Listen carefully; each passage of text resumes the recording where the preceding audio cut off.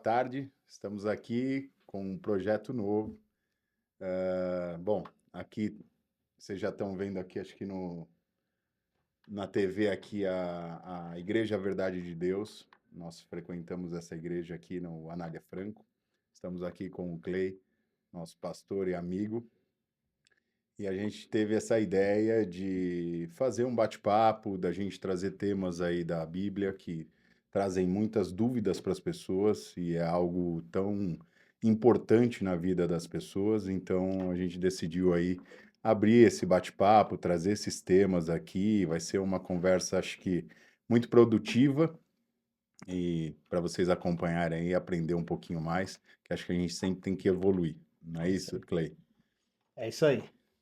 A gente está aí já há 22 anos, né? Com É, a igreja no mesmo local lá, uma igrejinha pequena, né? Humilde, sim. e na minha residência, porque a gente pode falar disso também, um assunto, né? Sobre onde eram as igrejas cristãs na Bíblia, Também, né? mais um tema.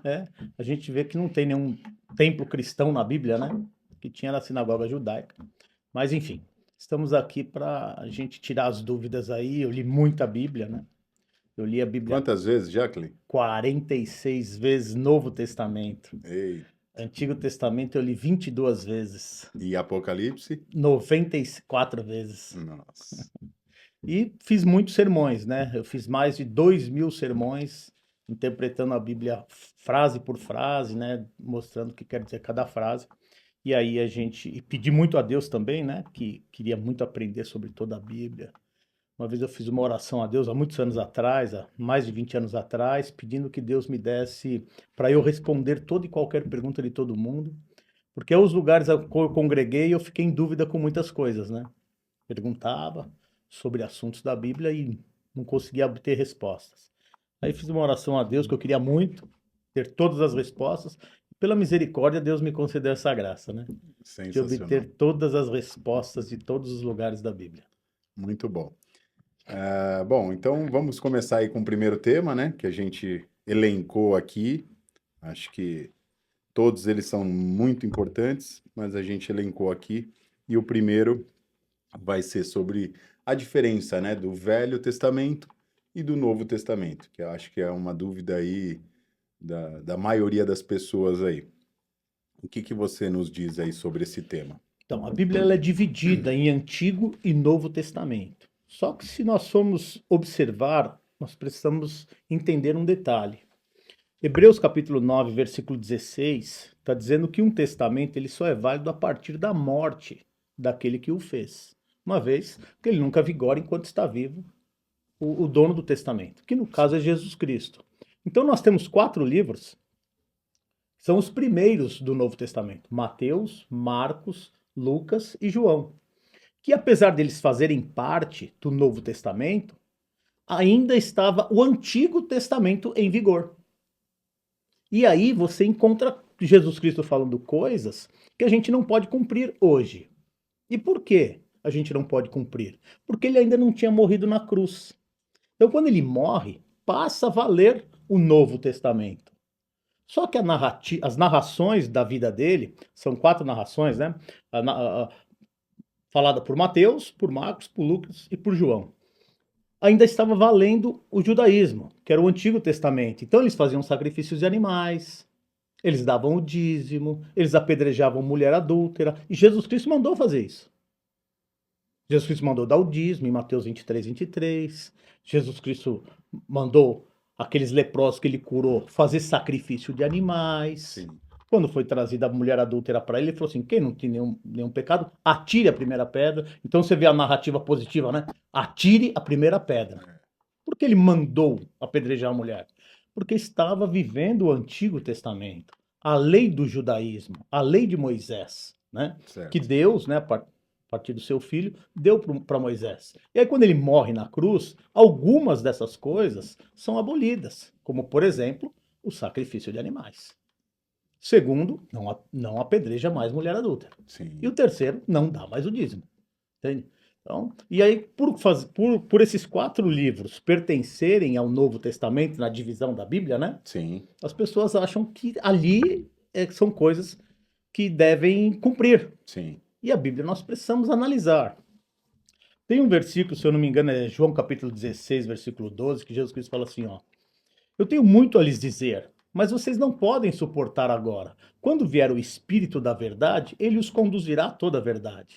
Então, o que que ele estava falando?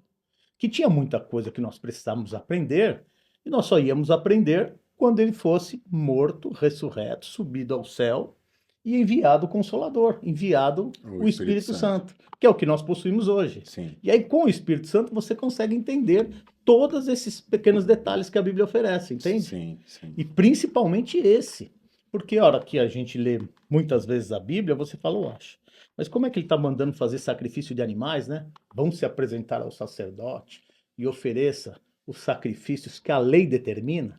Se está no Novo Testamento, e o Novo Testamento não faz mais sacrifício de animais, então a gente vai lá, e a Bíblia explica.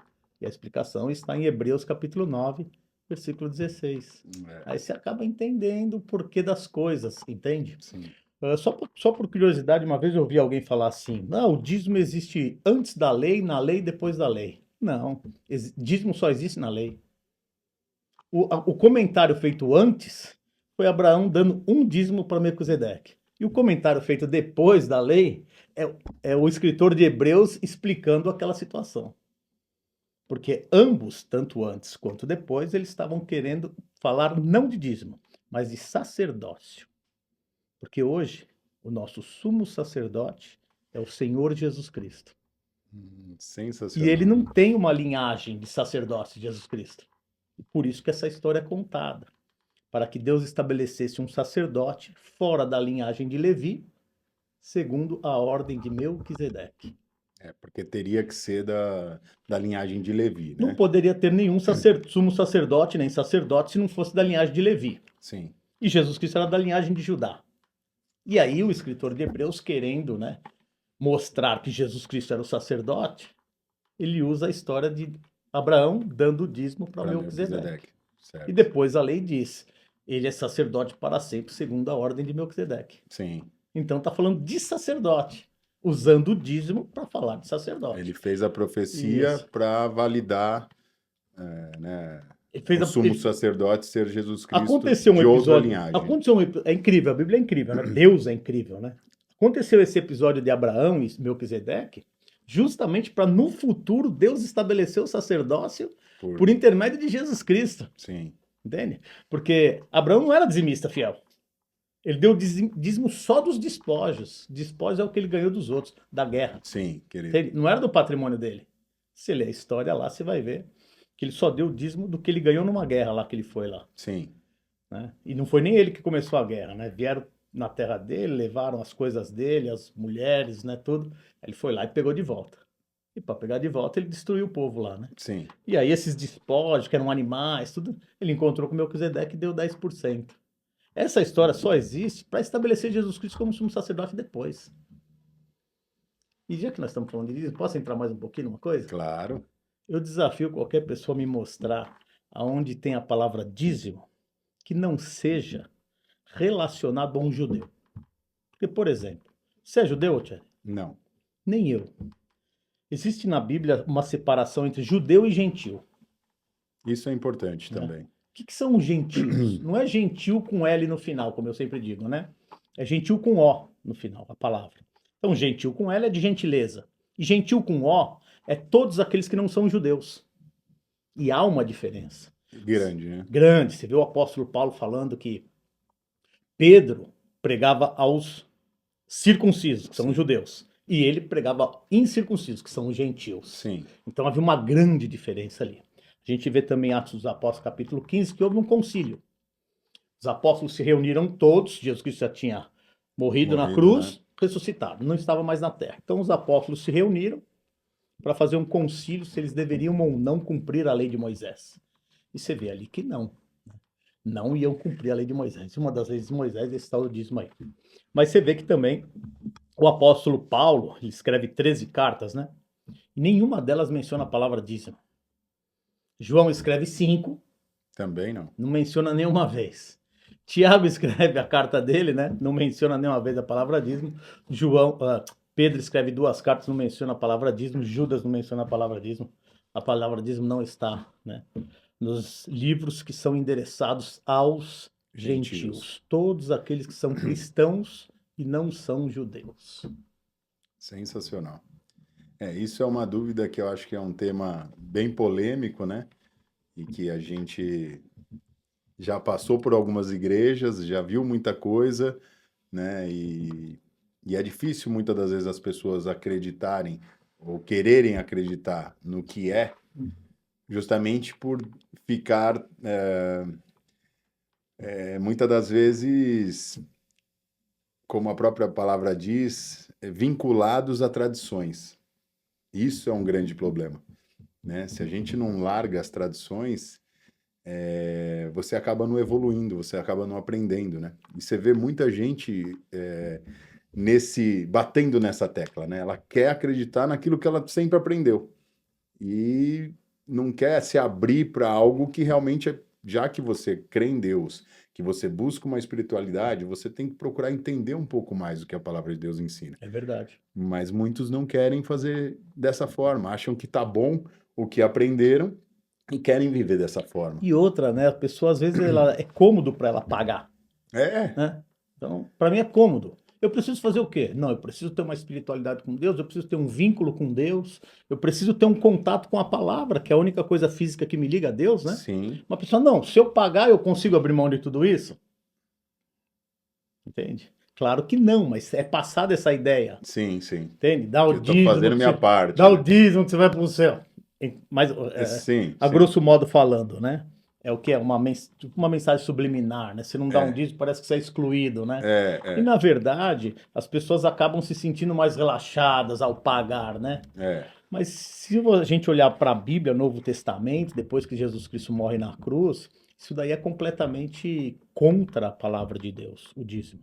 E se a pessoa que fizer a contribuição do dízimo, querendo cumprir a lei de Moisés, Cristo de nada lhe valerá. Infelizmente, a pessoa está indo para o caminho errado. Então, o dízimo de vez ser uma bênção, Pode ser uma maldição. na verdade é uma maldição.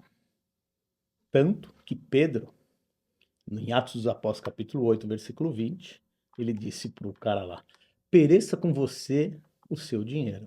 Você pensa que pode comprar as coisas de Deus com dinheiro?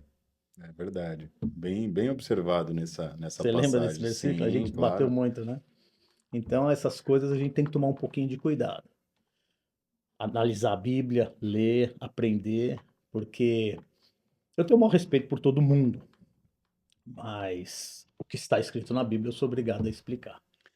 E acho que isso é muito bacana você trazer, porque acho que você sempre falou muito disso, né? Nós estamos ali para realmente aprender como a Bíblia é, sem tirar nem colocar nada, como ela própria nos ensina, assim, né? Uhum. Quem tirar, próprio Jesus Cristo falou, né? Quem tirar alguma coisa ou colocar alguma coisa nesse livro, De né? profecia, De profecia, né? Vai. será tirado dele a parte da vida e será acrescentado às pragas. Isso é Apocalipse capítulo 22, versículo 18, né? Exatamente.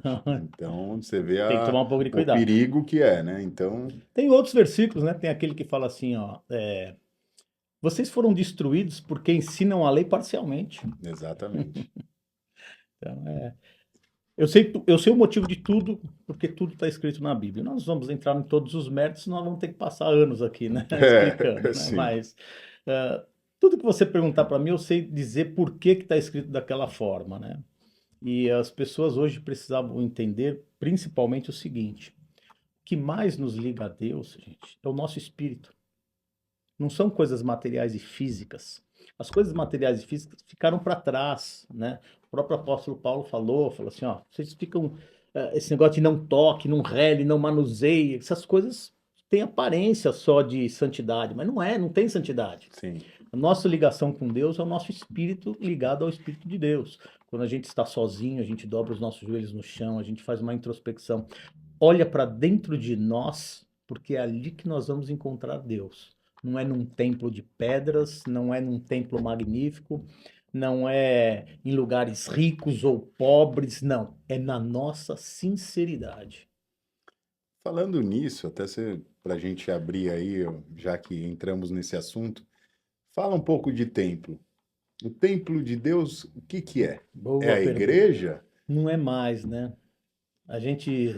As pessoas, a gente se apega, nós seres humanos, né? Nos apegamos a coisas físicas. Então a gente vê, por exemplo, Deus falando para Moisés, né? Tira a sandália dos seus pés, porque o lugar que você pisa é terra santa. Sim. Mas não é mais terra santa, né? Era na época de Moisés, aconteceu isso há 1400, quase 1500 antes do nascimento de Cristo, né? Hoje não tem mais. Perguntaram para Jesus, olha que templos magníficos, né? Jesus Cristo falou assim, vai ser todos derrubados. E Não realmente ficará foi. pedra sobre pedra. Lembra? Sim. E realmente foi derrubado os templos. E um lugar, um templo, uma coisa só é derrubada com a permissão de Deus, concorda? Sim. Então é inteligente a gente dizer que Jesus Cristo permitiu ou mandou que derrubasse aquele templo, Nada é, né? é feito sem a permissão de Deus, Pois como é. a própria E a palavra gente nos vê ensina. hoje em dia um tema atual é que todos os acontecimentos da Bíblia aconteceram em Israel, né? Principalmente na cidade de Jerusalém. E hoje, o povo judeu não é o povo cristão, tá, gente? É o povo judeu. Tem uma diferença. Eles não têm um templo em Jerusalém. Então, algo está errado. Porque o Deus criador de todas as coisas, se fosse a favor, né, de um templo, de coisas materiais, de coisas físicas, não teria permitido nem que esse templo fosse derrubado, ou se fosse derrubado, ele teria permitido construir outro. Sim. Entende? Então observa que esses negócios de coisas físicas sempre estão ficando de lado. A gente observa, por exemplo, no Novo Testamento, algumas vezes o Novo Testamento diz assim, ó, e a igreja que se reúne na sua casa. Entende? Então, no Novo Testamento, as reuniões eram em casas e não em templos. Falando-se de cristianismo, né? Porque Exatamente. judaísmo, que era o que está registrado no Antigo Testamento, aí tinha sim a sinagoga judaica. Sim. Jesus Cristo entrou em muitas vezes nessa sinagoga judaica, Paulo entrou muitas vezes na sinagoga judaica, mas justamente para rebater o que eles estavam falando. Que não era mais a lei, mas sim o cristianismo. Não Sim. era mais a lei de Moisés, mas a lei de Cristo. Entende? Tá. Então não era para ir a favor, era para ir contra. Agora, quando se reuniam os cristãos, eram em residências. Do cristianismo não existe nenhum templo cristão na Bíblia. Nenhum.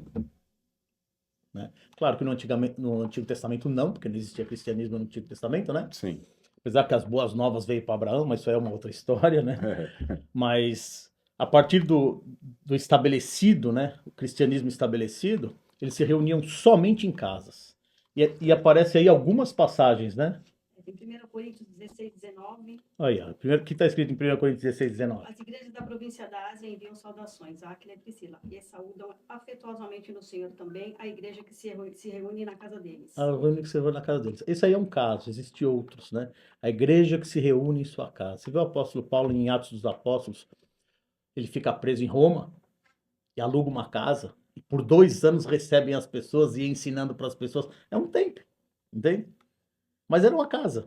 Por quê? Porque Deus não se preocupa mais com o templo ser bonito, ele se preocupa com o verdadeiro templo que ele habita. Sabe qual é? Somos O nós. meu coração e o seu. Tanto que Jesus Cristo fala em Apocalipse capítulo 3, versículo 21, né? Eis que estou à porta e bato. Se alguém entrar, entrarei, cearei com ele, ele comigo, né? Sim. Então, ele está batendo na porta dos nossos corações. Porque o que ele quer é um vínculo espiritual com a gente. O apóstolo Paulo, ele falou uma frase que eu gosto de repetir muito, você já deve ter me ouvido falar muitas vezes, que é aquela: vivam pelo Espírito, E de modo nenhum satisfarão os desejos da carne. Não falo muito dessa frase? Sim. Essa frase é sensacional, porque vivendo pelo Espírito, pelo nosso Espírito, é que nós vamos ter um contato verdadeiro com Deus. E não fazendo coisas visuais, querendo se mostrar, querendo parecer espiritual. Isso não tem ação benéfica nenhuma na vida espiritual. Ao contrário, né?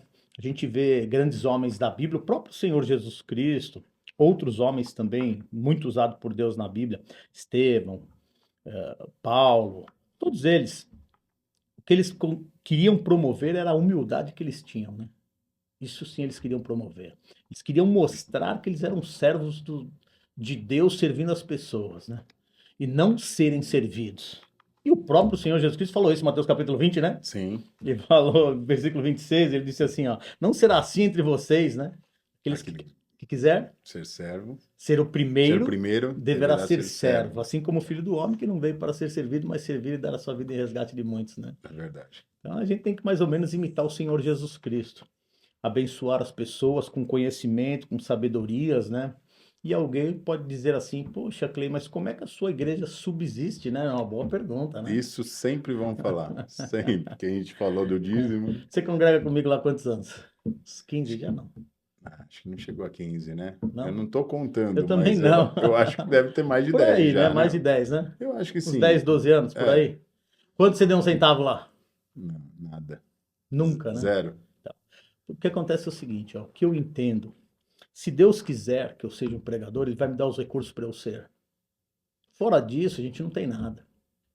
Se Deus não for o nosso patrão, ele vai lá e faz que eu te banco. Eu não tenho certeza que eu sou de Deus, concorda? Fora isso. Uhum.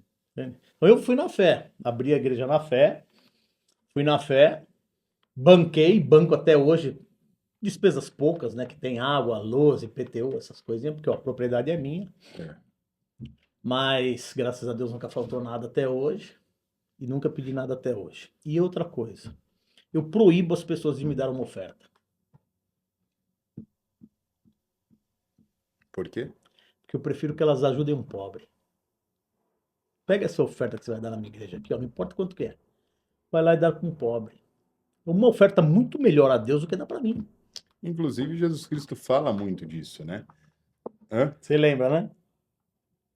Que essa é a melhor oferta que a pessoa pode fazer e que deve fazer, né? Então, você vê aquele pobre, aquele rico chegar para Jesus Cristo e falar, o que fazer para ele dar a vida eterna, né? É.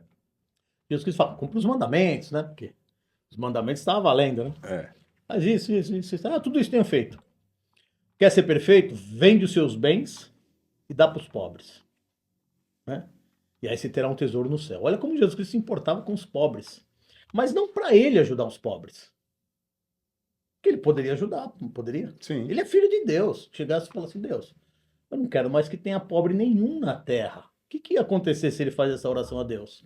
Não ia ter pobre nenhum na terra, não é? Sim. Mas ele não quis, ele não ajudou os pobres nessa oportunidade, mas mandou o rico vender os bens e dar para os pobres. E aí, a gente entende o quê? Que ele está transferindo a responsabilidade dos pobres para nós. Como ele disse quando foi ungido os seus pés, né? Ele falou assim, ó, os pobres vocês sempre terão. Então você vê que a responsabilidade é nossa, para nós ajudarmos. E é uma coisa boa para nós, né? Se uma pessoa quer ter prosperidade, não estou falando de salvação, tá, gente? Estou falando de prosperidade Sim. de Deus. Pode até ir para o inferno, né? Mas prosperidade de Deus vai ter. É. Ajude os pobres. É o melhor investimento? Melhor investimento. Melhor que Bitcoin. Melhor. Mateus 19, 21. Melhor que Bitcoin, melhor que o IBR3, melhor que tudo. O IBR3 foi para brincar. É. O IBR3 só perde. Mas tudo bem. Muito bom, muito bom. Bom, acho que nesse primeiro tema aí a gente acabou abordando um pouquinho É mais. sempre assim, né? Abre sempre um pouco, né? Mas é muito bom. A gente sabia que isso ia acontecer e esse é o objetivo mesmo. Agora, esse segundo tema aqui que a gente elencou é sobre a salvação. Eu acho isso... Acho não, né? É o mais importante, né, da palavra de Deus. É as pessoas entenderem como serão salvas, né? Seja, aí é um outro tema interessante também a gente falar, né? Já que a gente está falando de diferenças entre Velho e Novo Testamento, você nos explicar como que as pessoas foram salvas no Velho, ou seja, no judaísmo, e agora no Novo, como elas serão salvas. Vamos lá. Primeira coisa que nós precisamos saber. Através da lei, que é o Antigo Testamento, ninguém foi salvo. Pelo cumprimento dela, você Pelo diz, né? cumprimento não foi salvo. O que nós precisamos entender para a gente explicar a salvação nos dois contextos, Antigo e Novo? Se houvesse uma pessoa que tivesse cumprido os mandamentos, na verdade foram 613 mandamentos, estabelecidos em Êxodo, Levíticos, Números e Deuteronômio, Jesus Cristo não viria. Deus teria usado essa pessoa para pagar o pecado das pessoas, Porque ela seria perfeita. porque ela seria perfeita. Então, a gente vê Romanos capítulo 3, versículo 23 dizer que todos pecaram e destituídos estão da glória de Deus. Ou seja, todos condenados ao inferno. O homem existe, depois da queda, há aproximadamente 5.785 anos, que é o número que os judeus têm, que eles contam hoje, né? Sim. Eles estão no ano 5.785. Mas só para as pessoas entenderem, depois da queda de quem? De Adão. Ah, Porque antes eles eram imortais. Né? Deus falou assim, ó, se você comer o fruto, você vai morrer. Só que não era uma morte instantânea. Adão comeu o fruto e viveu mais 930 anos. Entende? Então, ficou mortal. sim. E aí, ele passando a ser mortal, começa a contar anos da vida. Sim, Porque enquanto você é imortal, quando você não morre, você vai contando pra quê? é verdade. Né? Não tem Você é sentido. imortal, vai ver 1 bilhão de anos, por que eu vou contar? Não tem esse objetivo. Tá, Então, ele é só contado os anos da vida de Adão depois que ele peca.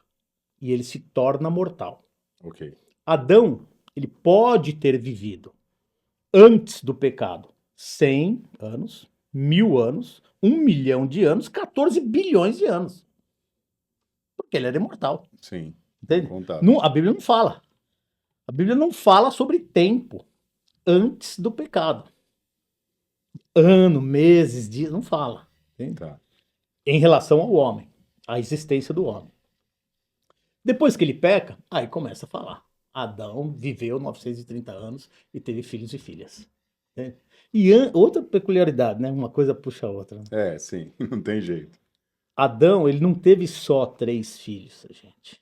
Que é Caim, Abel e Sete. Ele teve outros filhos antes do pecado.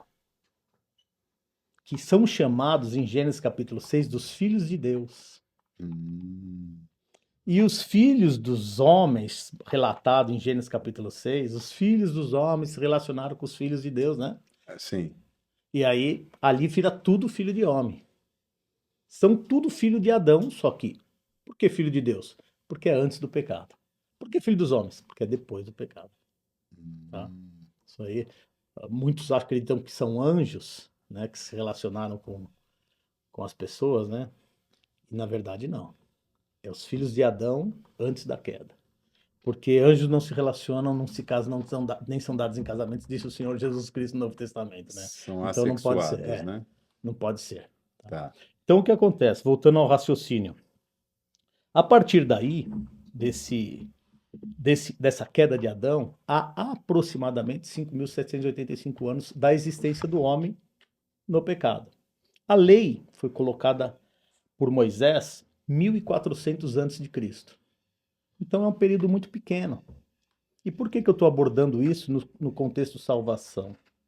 Por que Deus instituiu a lei de, num período de quase 6.000 anos, a lei só vigorou por 1.400?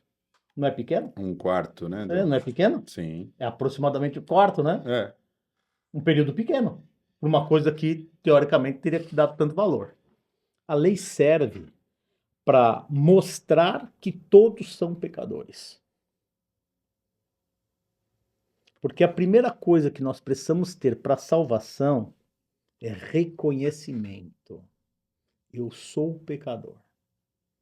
Porque nos é passada uma informação assim, ó. Se você nunca matar e nunca roubar, você vai para o céu, não é assim? sim. Isso é um completamente engano. Isso é um engano terrível. Não durmam nesse barulho, porque o final vai ser triste. Tá?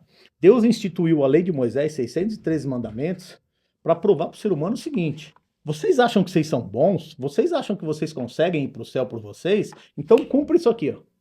613 mandamentos. E aquele que pecar Tiago capítulo 3, versículo 10. Aquele que peca num ponto da lei é culpado de quebrá-la integralmente. Como qualquer lei, Como né? qualquer lei. Se eu cumprir toda a lei do Brasil e matar uma pessoa, eu vou pra cadeia. Ah, Sim. mas eu cumpri o resto. Não importa. É quebrá-lo de... Quebrou e pronto. É. Então, observa que ninguém conseguiu fazer isso, com exceção do Senhor Jesus Cristo. E por ele ter cumprido 613 mandamentos, da lei de Moisés, ele pôde pagar o pecado da humanidade porque ele não tinha nenhum pecado. Entende? E automaticamente inutilizar o cumprimento, a obrigatoriedade desse cumprimento. Isso foi Mas sensacional para as nossas vidas, né? é meio intensa essa explicação e requer um pouquinho de atenção, mas quando Jesus Cristo morre na cruz, acaba acontecendo várias injustiças, né? A injustiça humana, que ele foi sentenciado sem ter cometido crimes, e a injustiça espiritual. Porque Moisés falou assim, ó, vocês viverão por meio da lei. Jesus Cristo cumpriu a lei e não viveu. Morreu. Pois é. Então a promessa que a lei fez era para Jesus Cristo continuar vivendo. E ao morrer, ele não utiliza a lei para a salvação. Tá? Então não tem mais obrigatoriedade de cumprir a lei para a salvação. Então, em Jesus Cristo, a gente vê Deus fazendo uma coisa extraordinária, que o apóstolo Paulo colocou muito bem aqui em Colossenses capítulo 1, versículo 22 e 23, que diz assim, ó: mas agora, ele, que é Deus, nos reconciliou pelo corpo físico de Cristo, mediante a morte. Então, quando Jesus Cristo morre, nós somos reconciliados com Deus. Por que reconciliados? Porque Deus, gente, ele não tem afinidade com o pecado. E quando nós pecamos, nós nos afastamos de Deus. Correto? Sim. E aí, quando Jesus Cristo morre e carrega os nossos pecados sobre ele, a gente está sem pecado. Sim. A gente é reconciliado com Deus. E por que re e não conciliado? Tudo que é re é repetição, né? Porque quando éramos crianças, nós estávamos unidos a Deus, nós não tínhamos pecado. Aí a gente passa a crescer, ter pecados, nós precisamos do sacrifício de Cristo para sermos reconciliados com Deus. Aí ele fala assim, ó: para nos apresentar diante dele santos, inculpáveis e livres de qualquer acusação. Olha o que Jesus Cristo nos promoveu quando ele morre na cruz. Santos é separado para Deus. Inculpáveis é quando a gente tem a culpa, mas a culpa nos foi removida. Né? E o mais importante, o melhor de todos, livre de qualquer acusação. Quem é que pode fazer alguma acusação contra nós? Ninguém. Nem o diabo pode mais fazer acusação contra nós. Só que ele coloca uma ressalva no versículo 23. Ele diz assim, ó: desde que continuemos alicerçados e firmes na fé. E essa ressalva. Então Jesus Cristo fez tudo isso, mas a nossa parte é permanecer firmes na fé. Né? E aí, não tem jeito, nós vamos ter que entrar um pouquinho no assunto fé. Vamos lá. Tudo bem? Claro. Então, ó, o que é fé, gente? Primeiro, fé é a certeza que nós não vemos. E a prova do que esperamos. Então, tudo que eu vejo, eu não posso impor a fé. Empregar a fé. Eu acredito que esse microfone existe. Se ele está aqui, eu não preciso acreditar. Ele existe. Agora, se ele não tivesse aqui, eu ia dizer, aqui tem um microfone. Eu falo, não, meu, você está enganado, aí não tem um microfone. Não tem pela fé. Entende? E aí, como é que eu vou ter fé no Senhor Jesus Cristo, uma vez que eu nunca o vi? Uma vez que eu não sei o que ele fez, nem o que ele faz, nem o que ele requer de mim? A própria palavra de Deus é o Senhor Jesus Cristo, gente. Não o livro, o conteúdo. Porque observa só. Primeira coisa, quando a gente é honesto, a gente fala do que somos, né? Quando Jesus inspirou os homens a escreverem a Bíblia, ele falou do que ele era. Do que ele queria para as pessoas.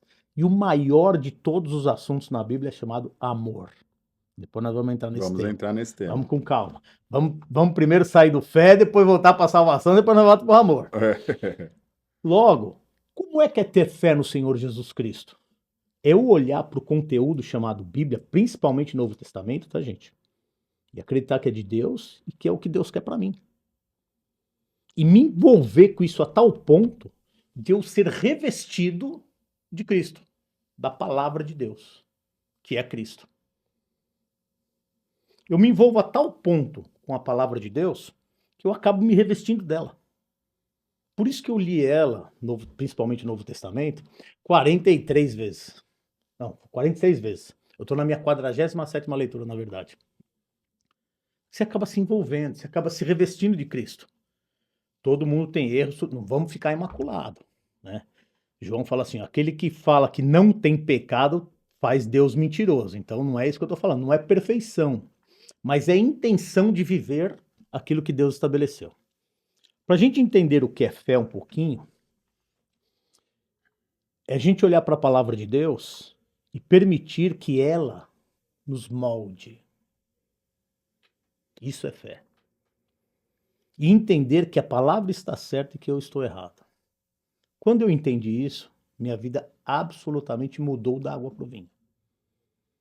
Sobre mim veio poderes que eu nem sabia que tinha. Uma coisa que você já falou muito, e isso também ficou na minha cabeça, é a questão de, uma delas, né?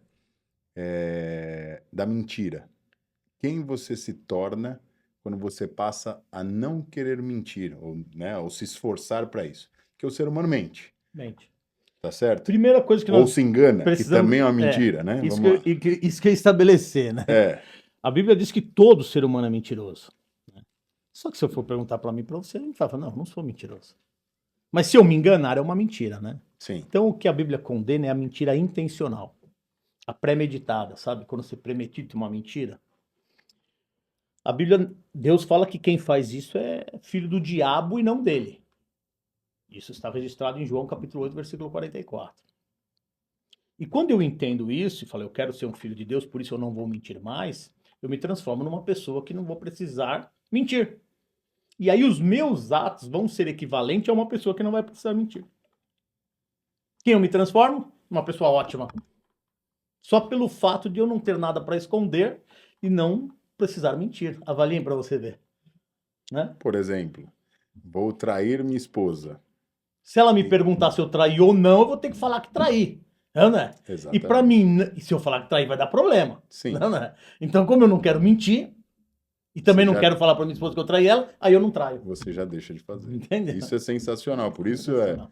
você pensar em alguns exemplos, né? Isso foi um ótimo exemplo, mas tem centenas de milhares de outros, né? Sim, só para fixar, Quando a gente né? estabelece que eu não vou mentir mais, não quer dizer que você nunca vai se enganar, né? Ou por um impulso você falar uma bobagem que é uma mentira, né? Sim. É outra coisa. A mentira intencional, premeditada. Vou mentir. O que eu vou fazer? Para enganar Esse exemplo essa que você pessoa. deu aí, ó. Suponhamos que eu traísse minha mulher, eu falo assim, eu ia ter que premeditar uma mentira, né? Sim. Então eu falo, o que eu vou falar pra minha mulher se ela perguntou onde é que eu tava, né? Aí eu vou ter que premeditar uma mentira. Porque aí antes que de mora o você pecado. fazer, você já tem que pensar nisso. Pois é. Porque você já Qual tá vai ser a pensando- minha saída, né? Onde eu vou para poder, né, depois me esconder? Eu não posso ir com tal roupa, eu não posso ficar com cheiro, eu não posso uma série de coisas, né? Então, acho que quando você pensa nisso, é sensacional. Você vira uma pessoa ponto, transparente, né? né? Você vira uma pessoa transparente. Ainda falando de salvação, pra gente voltar, a gente tava falando da fé, Sim. voltar falando da salvação, relacionado a isso, a transparência, a falar a verdade, a gente tem um versículo muito contundente, que é 1 João capítulo 1, versículo 7, né? Que diz, ó, se andarmos na luz como Deus na luz está e termos comunhão com os outros, o sangue de Jesus Cristo nos purifica de todo pecado, né? Então andar na luz, a luz é a palavra de Deus. E quando a palavra está em nós, nós não precisamos esconder nada. Sensacional. Entende? Luz, que é clareia, né? A palavra de Deus tem o sentido de clarear as nossas vidas, de mostrar quem somos, de mostrar a realidade. E de iluminar o caminho, né? O caminho e as nossas vidas, né? Para o caminho. Então você vê que dentro desse princípio, você já se torna uma pessoa de Deus e que o sangue de Jesus Cristo te purifica de todo o pecado. Se nós não tivermos esses dois quesitos, gente, andarmos à luz como Deus à luz está e termos comunhão com os outros, o sangue de Jesus Cristo não nos purifica de todo o pecado. Isso é outro jargão aí, né, que as pessoas usam muito em igreja e que não é uma verdade usando isolado. E a gente podia entrar nisso no interpretação e manipulação, né? Naquele tópico, né? Mas se quiser eu entro já. Bom, já estamos falando dele, Nós estamos né? atrasados com os assuntos, né? Tava falando de fé, falando de salvação, né? Estamos meio atrasados com os assuntos, mas tudo bem. Vamos lá. O que acontece? Pergunta: o sangue de Jesus Cristo nos purifica todo pecado? Não. Na Bíblia está falando que sim. Não, na Bíblia não está falando que sim. A Bíblia está colocando uma condição. Se andarmos na luz como Deus na luz está, o se é condição. E termos comunhão com os outros, o sangue de Jesus Cristo nos purifica de todo pecado. 1 João capítulo 1, versículo 7. Então, ó, se pegar o versículo isolado, vai dar a entender que o se aí está inutilizado. E eu posso fazer qualquer coisa, não tem limite entende? mais, né? Então não é assim, é se andarmos na luz, se andarmos na palavra. Entende? Se tivermos comunhão com os outros. O que é comunhão com os outros, né? É o amor ao próximo. Quando chegaram para Jesus Cristo, falaram assim, Senhor, qual é o maior de todos os mandamentos? Jesus Cristo falou assim, ó, ame a Deus de toda a sua força, de todo o seu entendimento, de todo o seu espírito, de todo o teu coração, né? Sim. E ele falou assim, e o segundo é semelhante a esse, ame o seu próximo como a si mesmo. Então esses dois são os principais mandamentos que englobam toda a Bíblia. E por isso, ter comunhão com os outros. Entende? Então, eu não posso, para ser um servo, um filho de Deus, eu não posso querer mal de ninguém. Entende? Até posso momentaneamente, sabe quando dá aquela raiva? Sim. Você vê é por inevitável, né? Você vê na televisão, o cara fala, maltratou uma criança. Você que raiva que esse cara, até. Sim. Mas depois você tem que falar, passou a parte emocional, passou o momento emocional, você fala, não vou criar mágoa com ninguém, toca a vida, entende? Mas, voltando a falar da salvação, que esse versículo tem a ver, salvação no Novo Testamento, gente, é quando a gente acredita no Senhor Jesus Cristo, que o que ele fez por nós nos salvou. E passamos a nos revestir dele. Então, João dá uma boa dica, né? João capítulo 1, versículo 12, ele diz assim, ó, portanto, todo aquele que creu em seu nome e o recebeu, foi dado o direito de ser feito filho de Deus. Evangelho de João, capítulo 1, versículo 12. Duas coisas. O que é crer? Acreditar que tudo que Jesus Cristo fez, que está escrito aqui, é verdade. O que é receber Jesus em nossas vidas? Jesus é a palavra. Receber a palavra em nossas vidas. Agora, a partir de hoje, essa é a justiça que eu quero. Não vou estabelecer mais a minha. Entende? Feito isso, vivendo assim, os nossos atos não importam. O resultado é irrelevante. É irrelevante. A salvação virá para nós. Porque a salvação, gente, não é baseada em ações. É baseada se nós estamos ou não no Senhor Jesus Cristo. Tá? Então, não é uma coisa nossa. É uma coisa de Deus para nos salvar. Por exemplo, Jesus Cristo falou assim em João capítulo 6, versículo 44. Lê para mim, João, versículo 6, 44. Ninguém pode vir a mim Obrigado. se o Pai que me enviou Obrigado. não o atrair. Ninguém pode vir a mim se o Pai que me enviou não o atrair a mim. Né? Ou seja, não somos nós que vamos para... É isso aí. Olha que Jesus está falando. Deus escolhe as pessoas que vão ser salvas, tá? O que a questão é, o que eu preciso fazer para Deus me escolher? Entende? A primeira coisa é receber o Senhor Jesus Cristo. A segunda é crer em seu nome. Se você essas duas coisas, não temos nada. Entende? Então, Deus não vai salvar os melhores. Deus vai salvar quem ele achar que deve salvar. Aí, e o próprio Colossenses que a gente viu aqui, né? Você vê começando falando 22, ó. Ele nos reconciliou pelo corpo físico. Foi ele, não foi a gente. Então, falando de salvação, sempre de Deus para nós. Nunca de nós para Deus. Ah, eu sou salvo, eu me salvei, eu consegui, eu estou em Cristo. Não.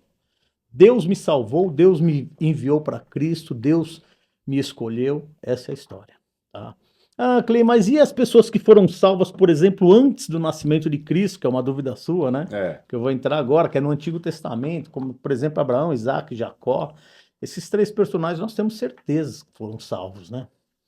E outros que nós achamos que foram salvos, como, por exemplo, Davi, né, Daniel e outros personagens que não viveram na época de Cristo, mas nós acreditamos que estão salvos. Essas pessoas reconheceram que eram pecadoras, tá, gente? É a mesma ideia hoje, que nós temos do cristianismo hoje. Por isso que o apóstolo Paulo fala em Gálatas, né, que as boas novas, que é o cristianismo, foi pregada a Abraão. Olha como dá um nó no cérebro, né? Então, a instituição do reconhecimento que a salvação veio de Deus para as nossas vidas já existia desde sempre, que é o cristianismo. Tá. Que é as boas novas, tá? Então sempre existiu. Então, por exemplo, vamos pegar um personagem, Davi. Ele escreveu o Salmo 51, as pessoas até se confundem um pouco com o que ele escreveu em Salmo 51. Senhor, tem misericórdia de mim, sou pecador desde que eu nasci. Né? O que ele estava falando? Que ele não merecia salvação pelos atos dele, mas que ele esperava a salvação de Deus para a vida dele. E se ele morreu nessa ideia, ele foi para o céu. Porque essa ideia é a ideia de estar em Cristo. Reconhecer a salvação de Deus para as nossas vidas. E não por seu mérito. E não por nossos méritos. Ah, Clei, mas Tiago, capítulo 2, versículo 14, não fala que a fé sem obras ela é morta? Fala, mas está falando de outras obras. Quais são essas obras? Eu mostrar que eu estou em Cristo. Porque não adianta nada eu falar, eu estou em Cristo e sair assassinando pessoas, né? Sim. Entende? Quais são as minhas obras? Não posso assassinar ninguém, entende? Elas validam que você, né? Isso, as minhas obras vão condizer, né?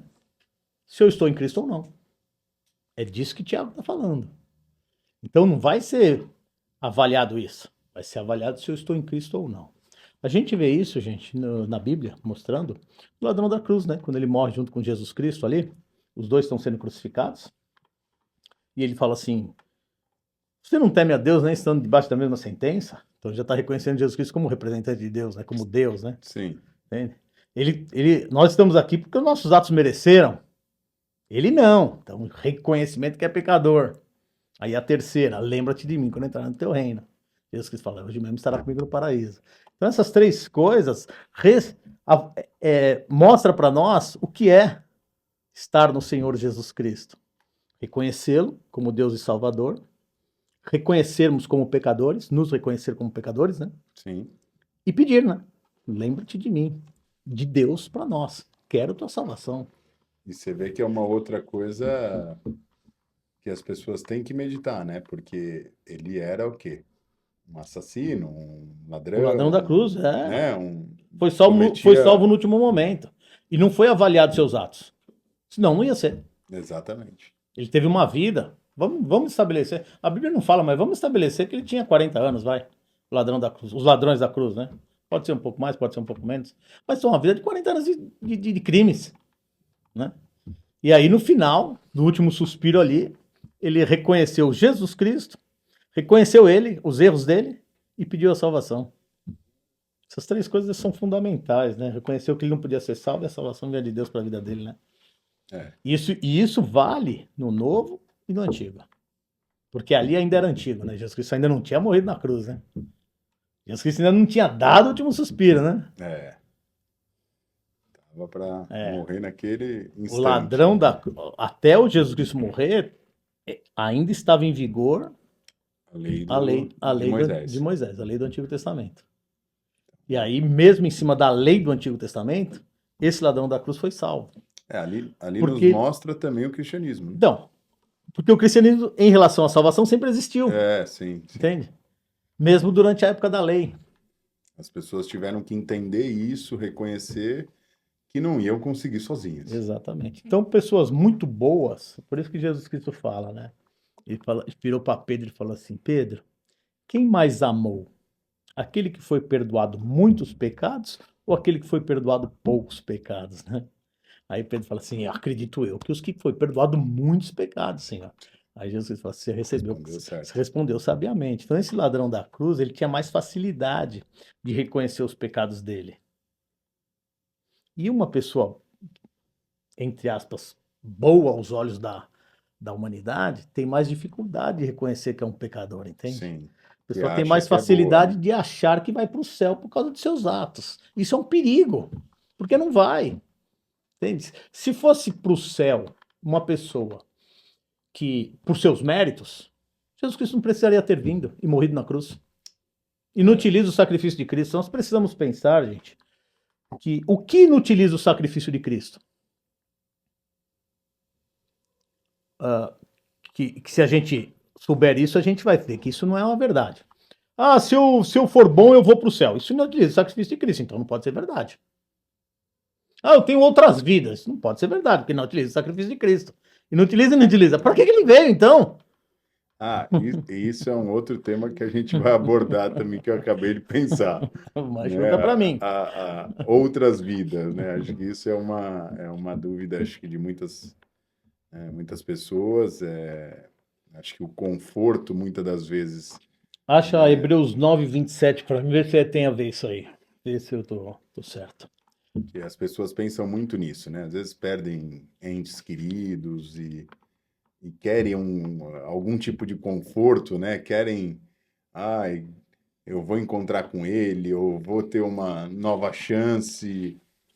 Então, isso acho que a gente Não, tem que... encontrar vai, né? Mas no reino de Deus, não aqui nesse plano mais. Encontrar vai. No reino de Deus vai encontrar, tá? Então, se a pessoa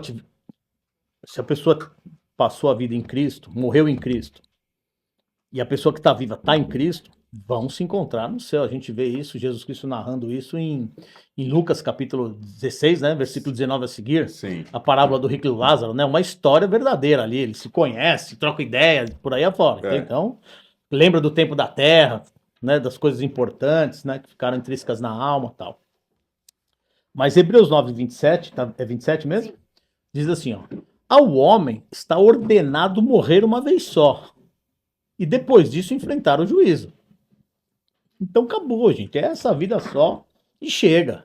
Entendeu? Ah, só tem uma chance. Não, uma não. Milhares. Você tem uma vida. Você vive 20 anos, 30, 40, 50, 100 anos. Quantas chances a gente tem que Deus nos dá para despertar a nossa curiosidade em relação ao que Ele estabeleceu para a gente? Quantas chances? Né? Quantas oportunidades? São milhares, né, de oportunidades. Então, e Deus, ele fala no livro de Romanos, através de Paulo, capítulo 1, versículo 18, 19 e 20, que os homens hoje são indesculpáveis. Porque os atributos invisíveis de Deus se tornaram-se visíveis. Então, tudo que Deus fez, como ele colocou a Bíblia para nós seres humanos, por exemplo, se você perguntar de alguém, para qualquer pessoa, o que ela acha da Bíblia, ela vai ter uma opinião. Difícil você encontrar uma pessoa que fala assim, ó, eu nem sei o que é isso. Se eu pegar um livro de um escritor famoso, como um que eu gosto muito, Ariano Suassuna, já faleceu, mas é um escritor famoso, tinha cadeira na Academia de Letras e tudo mais. Se eu mostrar algum livro dele para você, é capaz de você não conhecer, né? Não conheço. Então, mas se qualquer pessoa você falar da Bíblia, ele vai saber o que é. E tem em casa, normalmente. Tem em casa. Ele vai ter um preconceito da Bíblia. Todos têm um preconceito da Bíblia, mas sabe que ela existe. Então, só isso já tornou um atributo de Deus visível. Para as pessoas falarem, meu, a Bíblia é um livro que não tem igual. É indiscutível. Então, eu preciso ir atrás dela, entende? Para saber o que ela está escrita, né? Então, só isso daí já deixaria as pessoas indesculpáveis, né? E com muitas oportunidades de aprender sobre o que Deus requer durante a nossa passagem aqui da vida. Uma outra coisa também que seria bom, talvez, é abordar se as pessoas quiserem saber qual é o sentido da vida, né? A gente pode abordar em uma outra ocasião isso aí, né? Qual é o sentido da vida, né? Porque é importante. Por que a gente vive aqui nessa terra, nasce, tem um período de vida e morre, né? Então tudo está relacionado ao que Deus estabeleceu. E voltando a falar de salvação, Deus estabeleceu a salvação em Cristo Jesus. Por ele nós somos salvos. Você vê um versículo muito bom, Atos dos Apóstolos, capítulo 4, versículo 11 e 12, que diz assim, ó, deixa eu pegar aqui direito, porque a minha funcionária foi embora. Vamos lá. Atos dos Apóstolos 4, 11.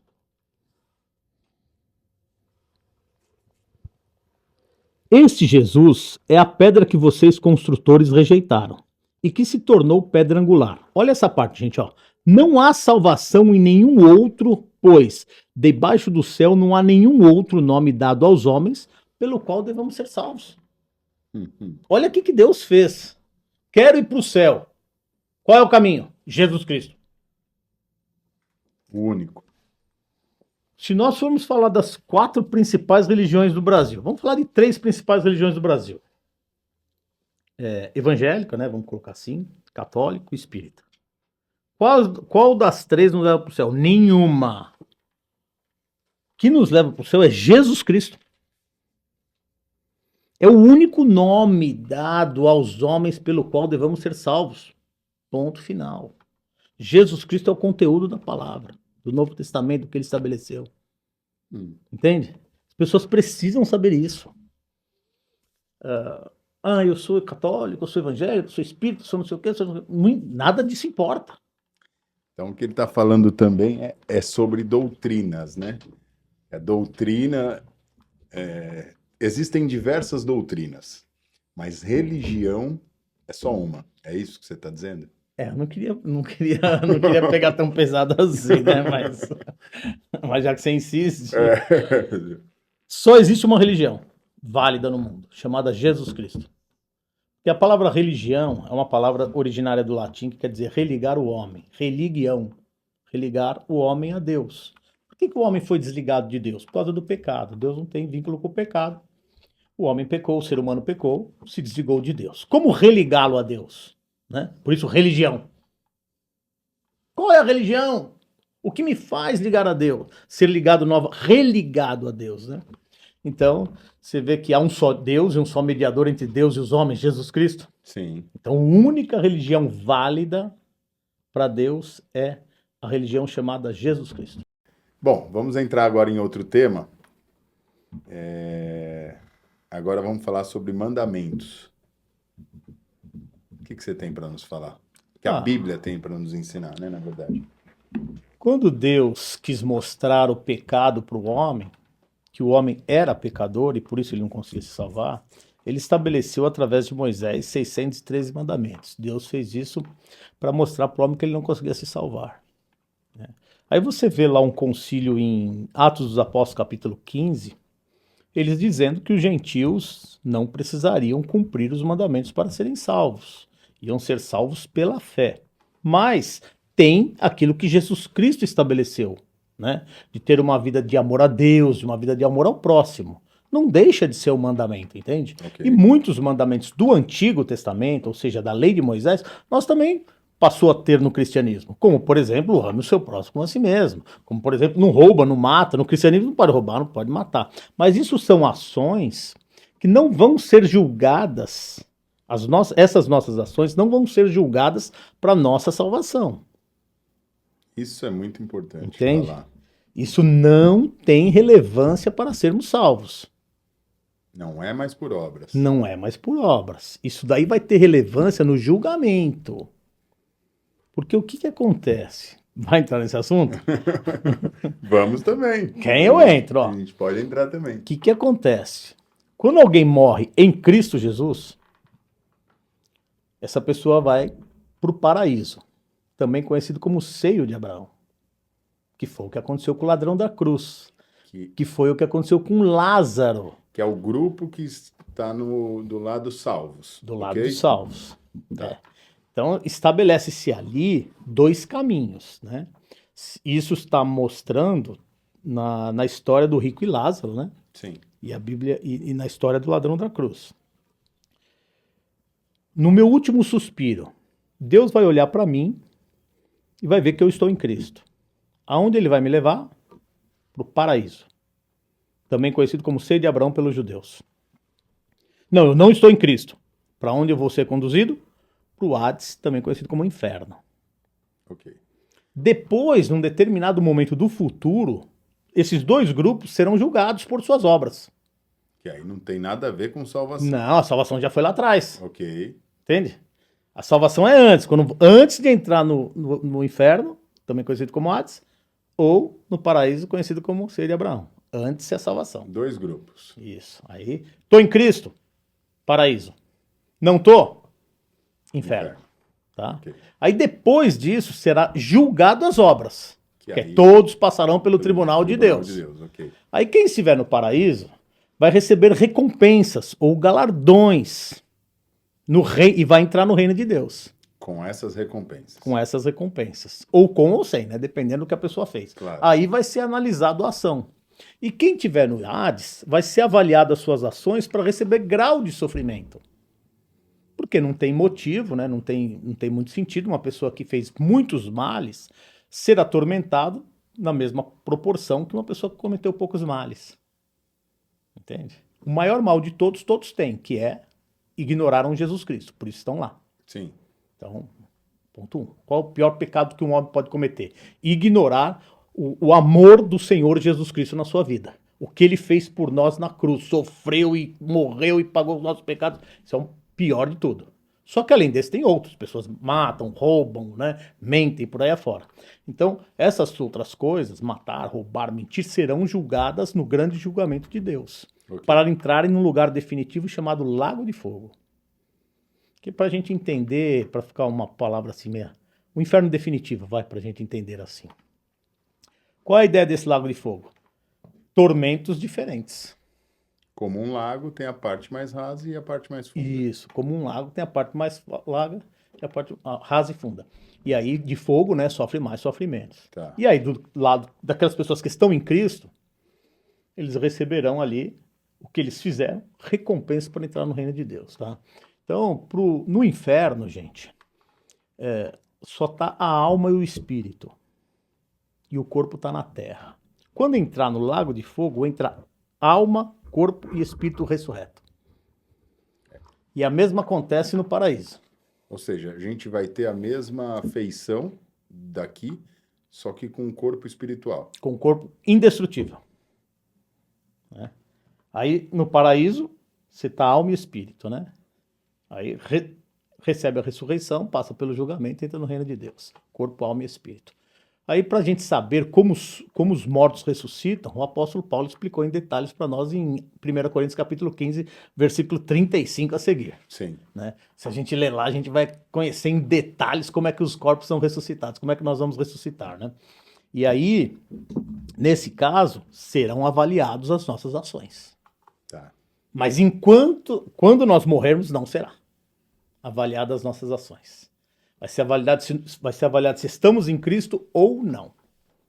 Simples assim. Até porque quem está em Cristo não deixa de cometer erros. Não deixa. Ainda comete. Né? Comete. Porque é para ficar claro para as pessoas. Porque Sim. as pessoas muitas das vezes acham, eu tenho que ser santo. Isso. Claro que você Na verdade, tem que se tem que moldar. buscar a santidade, sim, né? você tem que se Porque moldar. senão torna-se um pecado intencional. Mas não quer dizer que você não vai cometer mais erros. É impossível, né? Exatamente. Na verdade, ó, na história da humanidade, depois da queda, se nós formos avaliar os 5.785 anos aí que é mais ou menos que o homem existe no pecado, ninguém conseguiu com exceção de Jesus Cristo. Eu acho que seria uma estupidez da nossa parte achar que vamos conseguir, né? Sim. Entende?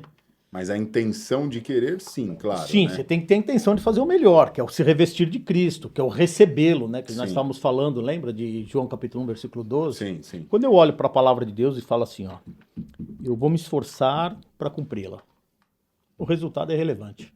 Tá. Quando eu saio de casa, eu falo assim, ó, acordei hoje, vou fazer o meu melhor para Deus. O resultado é irrelevante. Não importa se você vai fazer o melhor ou não. Importa que você teve a intenção dele. de fazer, né? Ok. Você vê Jesus Cristo falando, né, que sobre um caso, né, fala assim, vocês viram que foi dito? Não adulterarás, mas eu lhes digo, aquele que pensar em seu coração como uma mulher já está cometendo adultério, você vê a intenção sendo mostrada aí claramente, né? É verdade. Entende? Então é a nossa intenção. Qual a minha intenção? De fazer o bem ou o mal? De servir a Deus ou não? De ter a justiça de Deus na minha vida ou ignorá-la? Vai mostrar quem eu sou. Entende? Sensacional. Vai mostrar quem eu sou. Falamos de mandamentos, então agora vamos entrar no próximo tema. Como ficou os mandamentos no Novo Testamento? Eu já dei uma palhinha sobre Esse isso, já né? falou um pouco, né? Como eu falei que algumas coisas não mudaram, né? Sim. A gente abordou aqui, né? Eu falei que não matar não mudou, não roubar não mudou, né? Então, muitas coisas no Novo Testamento tem que é no Antigo, né? E algumas coisas mudaram, como sacrifício de animais não faz mais, dízimo não paga mais, e apedrejar mulher adulta não apedreja mais, e outras coisas. Jesus Cristo falou, deu um resumo disso em Mateus capítulo 5. Sim. Você pega Mateus capítulo 5, a partir do versículo 22 ou 24, até o versículo 47 lá, ele vem falando, ó, viu o que foi dito, mas eu lhe digo, viu o que foi dito, mas eu lhe digo. Ele vem alterando, entende? Muitas coisas, como por exemplo, no Antigo Testamento, tinha alguns animais impuros que as pessoas não podiam comer, né? Porco, camelo, alguns tipos de peixe, alguns tipos de aves, eram proibidos para os judeus. E no Novo Testamento, Jesus Cristo declarou puro todos os alimentos, né? tem uma série de coisas aí que mudou e outras não. Olho por olho, dente por dente. Olho por olho, dente por dente mudou. Né? Hoje é ame o seu próximo, seu né? amigo, né? E não resista ao perverso, por aí vai. Então, a gente não vai falar de todos aqui, que não vai demorar muito tempo, mas o ideal é que as pessoas leiam o Novo Testamento, né, gente? Leiam o Novo Testamento entendendo isso, que Mateus, Marcos, Lucas e João, os 4 primeiros livros do Novo Testamento, ainda é judaísmo e Jesus Cristo anunciando o cristianismo. Tá? Então ele vive o judaísmo e anuncia o cristianismo. São 2 coisas diferentes. Judaísmo é uma coisa, cristianismo é outra. A própria ideia da palavra testamento, quando há Novo Testamento e Antigo Testamento, em qualquer lugar, o antigo não vale mais, não é? E se o antigo está valendo, para que fazer um novo? Se eu quero ficar com o antigo. Então, quando estabelece-se um Novo Testamento, inutiliza-se o anterior. Com certeza. Mas inutilizou, mas trocou tudo? Não, trocou algumas coisas e outras permaneceram. Tá? Como qualquer testamento, né? Se eu tenho 10 herdeiros e quero alterar só de 2 herdeiros, os outros 8 ficam com a mesma coisa. Tá. Entende? Mas eu tenho que fazer um Novo Testamento. Sim. Então, para ter uma ideia mais ou menos do que é, né? Tá. E Jesus Cristo, quando a gente lê o Novo Testamento, a gente vê todas essas coisas, né, sendo mostradas para nós claramente. Sim. O que ele alterou, tá? Perfeito. Então vamos agora para o próximo mandamento, o próximo tema, né? Mandamento não, mandamento já foi. Vamos lá. Vamos falar sobre casamento agora. Um tema bem polêmico e que muitos têm dúvidas, tenho certeza. Um versículo que a gente podia iniciar, a Bíblia fala muito sobre casamento, e um versículo que a gente podia iniciar é Hebreus capítulo 13, né, que diz, versículo 4, que diz assim, ó, o casamento deve ser honrado por todos. Olha aqui que Deus inspirou o escritor de Hebreus falar. O que é ser honrado por todos? Por exemplo, o casamento, gente, é uma coisa que Deus instituiu na terra. O homem deixará pai e mãe, se unirá à sua mulher, e os 2 serão uma só carne. Deus estabeleceu isso em Gênesis, capítulo 2, versículo 24, lá no começo da Bíblia, o primeiro livro da Bíblia, né? Instituiu isso em Adão e Eva. Então, a honra do casamento. Eu preciso fazer o meu melhor no meu casamento. Essa é a vontade de Deus para as nossas vidas. Então, o casamento deve ser honrado. Aí, ele continua falando assim, ó. O leito conjugal considerado puro. O que é leito conjugal? Não está falando da cama. Está falando de não traição, né? De ter uma vida correta, tanto a esposa quanto o marido. Né? Então, se eu tenho uma esposa, eu tenho que honrá-la por todos os dias da minha vida e não adulterar isso. E a mulher a mesma coisa. O leito conjugal ser considerado puro é eu não trazer nenhuma outra pessoa para o meu leito, entende? Que não seja a minha mulher. Literalmente é isso aqui. E agora tem a sentença, né? Ó, pois Deus julgará os imorais e os adúlteros. Então, quando eu não estabeleço o casamento como uma coisa de Deus, como uma coisa honrada para mim, eu recebo essa punição. E a punição de Deus às vezes é severa, né? Então, só queria dar um exemplo assim para a gente deixar esse assunto bem conciso. Às vezes as pessoas pensam assim, ó, eu vou separar da minha mulher, eu vou achar uma mulher melhor. Ou eu vou separar do meu marido, eu vou achar um marido melhor, né? A mulher falando, né? Não vai, gente. Vai ser sempre pior. Porque tem esse castigo. Se tá ruim com o marido atual, é pior com aquele que você acha que você vai ter uma vida boa. Escuta o que eu falo. Só por um motivo. Tem essa sentença de Deus, entende? Então existe aquele negócio, perspectiva, né? E realidade. Então, geralmente, quem se separa, às vezes pensa que vai encontrar um príncipe encantado, uma princesa encantada, né? Sim. Não, vou achar a pessoa dos meus sonhos, porque essa não tá dando certo. Não vai. Esquece que não vai. Vai achar uma pessoa pior. Por causa da sentença de Deus. Ou um casamento pior. Uma situação pior. Porque da sentença de Deus ninguém escapa. Entende? Agora, se manter o casamento, não importa as condições. É um ato de fé, não é um ato de fé? Quando se olha para uma coisa e fala assim, não vai dar certo. Você insiste, fala assim, não, eu tenho fé que vai dar certo. É um ato de fé ou não é? Sim. Clay, mas você não sabe como é que é meu casamento, meu Deus do céu, é horrível. Quanto pior, mais fé a ser empregada. Não é? Você vai ter que se esforçar Não para é? fazer dar certo. E né? Deus gosta do quê? Segundo Hebreus capítulo 11, versículo 6. Sem fé é impossível agradar a Deus. Quanto pior tiver o casamento e a gente insistir confiando em Deus, mais fé nós estamos apresentando e mostrando para Deus ou não? Sim. Mais fé nós estamos empregando. Mais agradando Deus nós estamos. Deus vai chegar lá e falar assim, meu, você pegou firme, hein? Gostei de ver, hein? Teve fé em mim e no seu casamento, porque tava ruim mesmo, hein? Antes, se nós pudéssemos falar com Deus, Sim. não é mesmo? Aí tem outras coisas, né? E outra coisa também que a gente não Por pode... que ele estabeleceu o casamento? Para procriação, né? Para que as pessoas pudessem existir. O primeiro homem foi formado do pó da terra, que é Adão. Esse Adão, como Eva, eles não têm o umbigo, né, que nós temos. Porque o umbigo é formado no cordão umbilical dentro do ventre da mãe. E eles não foram formados ali. Né? Quando a gente encontrar com eles no céu, se eles estiverem lá, Adão e Eva, eles vão ter essas características. Né? Eles vão ter essa parte lisa. E nós temos. Essa característica vai permanecer com a gente. Né? Não a característica física, mas o visual. Tá. Né?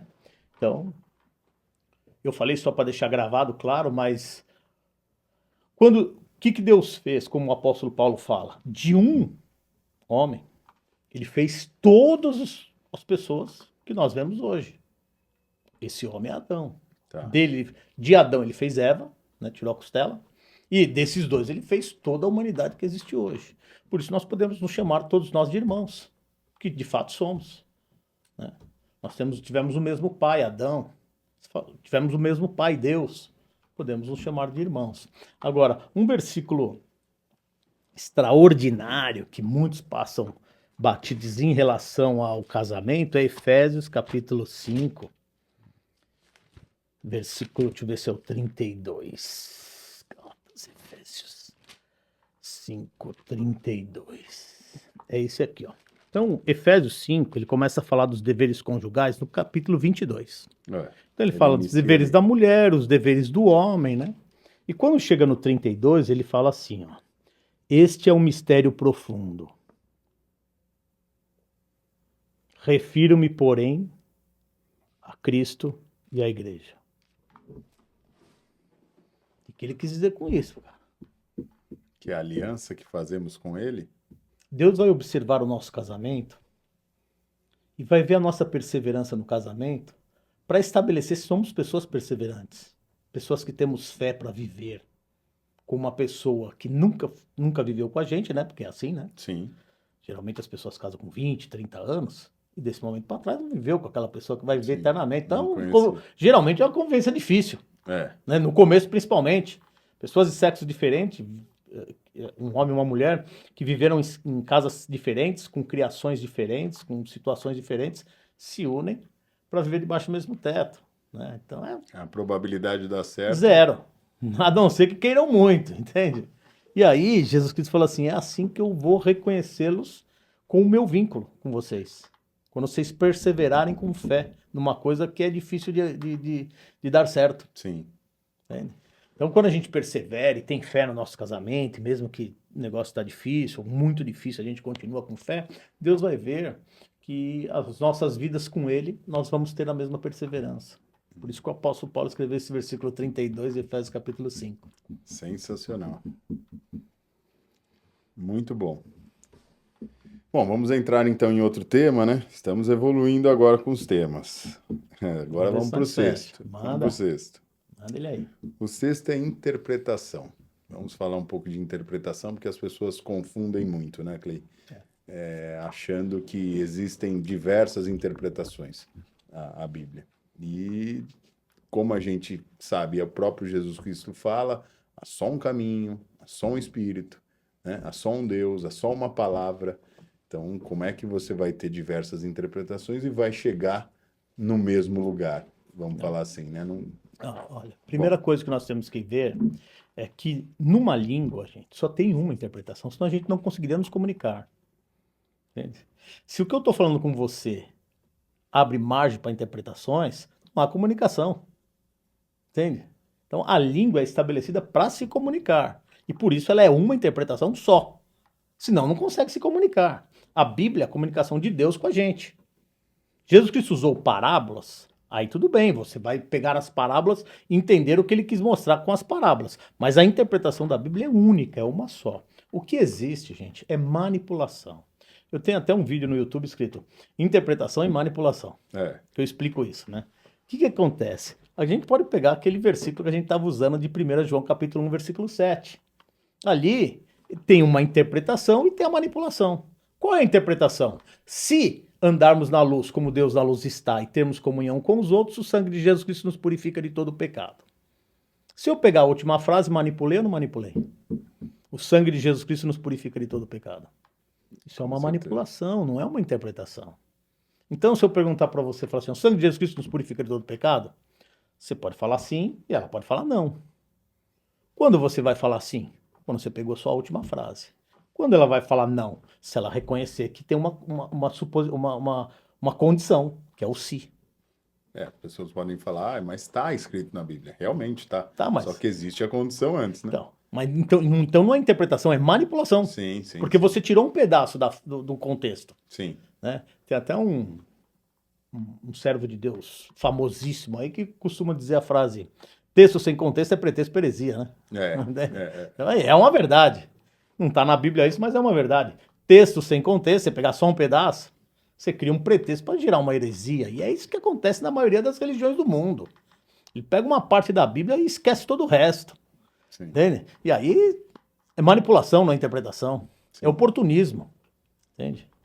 E aí... Acho que até pegando um gancho de falar de interpretação também, acho que também no quesito ali, acho que não sei se a gente anotou aqui nos temas, sobre a contradição, né? Que as pessoas também se pegam muito nisso, achando às vezes que a Bíblia se contradiz por não saber interpretar. Então isso acho que é legal, né? A gente uma coisa que a gente abordou foi o que Paulo falou em Efésios capítulo 5, versículo 22, né? Capítulo 2:9, desculpa. Efésios 2:9 diz que a salvação não é pelas obras. Confere para mim. E Tiago 2,14, confere para mim, diz que obras sem fé é morta. Sim. Entende? Parece uma contradição. Não parece? Só que as obras que Paulo estava falando é a obra para se mostrar merecedor da salvação. Essa é a obra que não serve. E a obra que Tiago está falando mostra que você tem fé em Cristo, né, cara? É a confirmação. Que você está em Cristo. Tá. Então, às vezes as pessoas podem olhar isso e achar que é uma contradição e, na verdade, é um complemento um do outro, entende? E isso está permeado dessas coisas na Bíblia. E quando elas aparecem, eu faço questão de mostrar, você vê lá, né? Sim. Faço questão de justamente mostrar as duas coisas e mostrar o porquê que está escrito nessas duas formas, né? Então, a Bíblia não tem contradições. Nenhuma. Eu desafio a qualquer pessoa a me trazer uma contradição que eu vou explicar que não é contradição.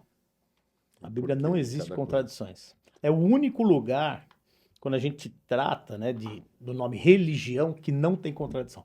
Todas as religiões têm contradições, menos a Bíblia. Se considerar que as outras são, né? Que a gente falou de doutrina e religião. Se considerar que todos esses nomes aí são religiões, a única que não tem contradição é a Bíblia. O Senhor Jesus Cristo não tem contradição. Ele alterou coisas. Aí não é contradição. Está mostrando que alterou. Sim. Né? Aí não é contradição. É ele querendo alterar. Tá.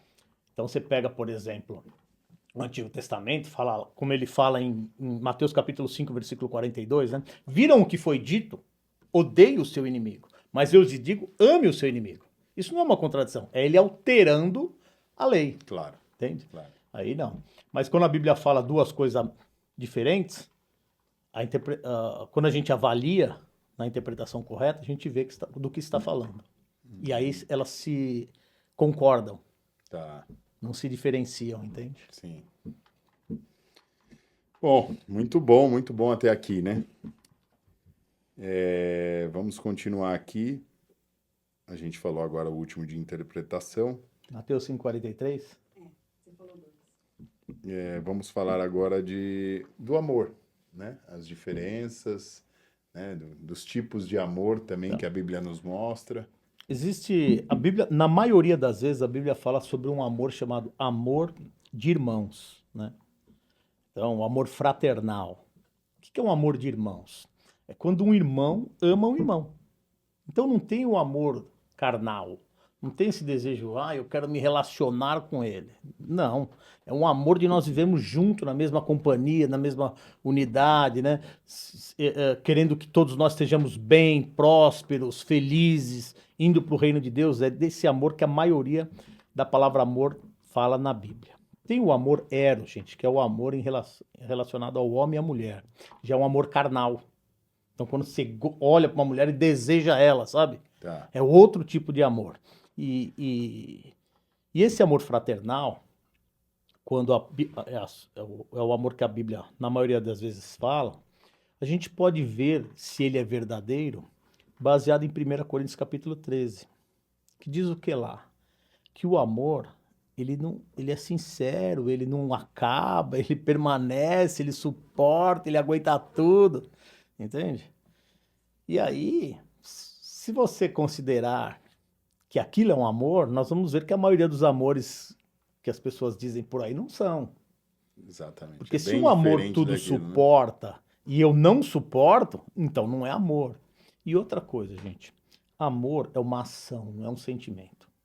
Isso é muito importante, né, de falar. O que acontece? O amor falado, ele chega a ser até proibido na Bíblia, né? Diz lá em... Como é que... Não ame de palavras. Acha para nós lá, por favor, o versículo. Ele é até proibido de falar, né? Eu te amo. Porque pode ser uma falsidade.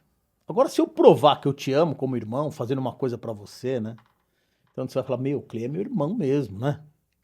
Agora, se eu falar, pode ser que sim, pode ser que não, né? Sim. Entende? Se você pisar no meu calo, eu posso ficar bravo com você e nunca mais te olhar na cara. Agora, quando uma pessoa tem uma ação para nos abençoar, aí é o amor verdadeiro. Quer ver? Eu vou usar alguns versículos. Fala primeiro que não pode. 1 João 3,18.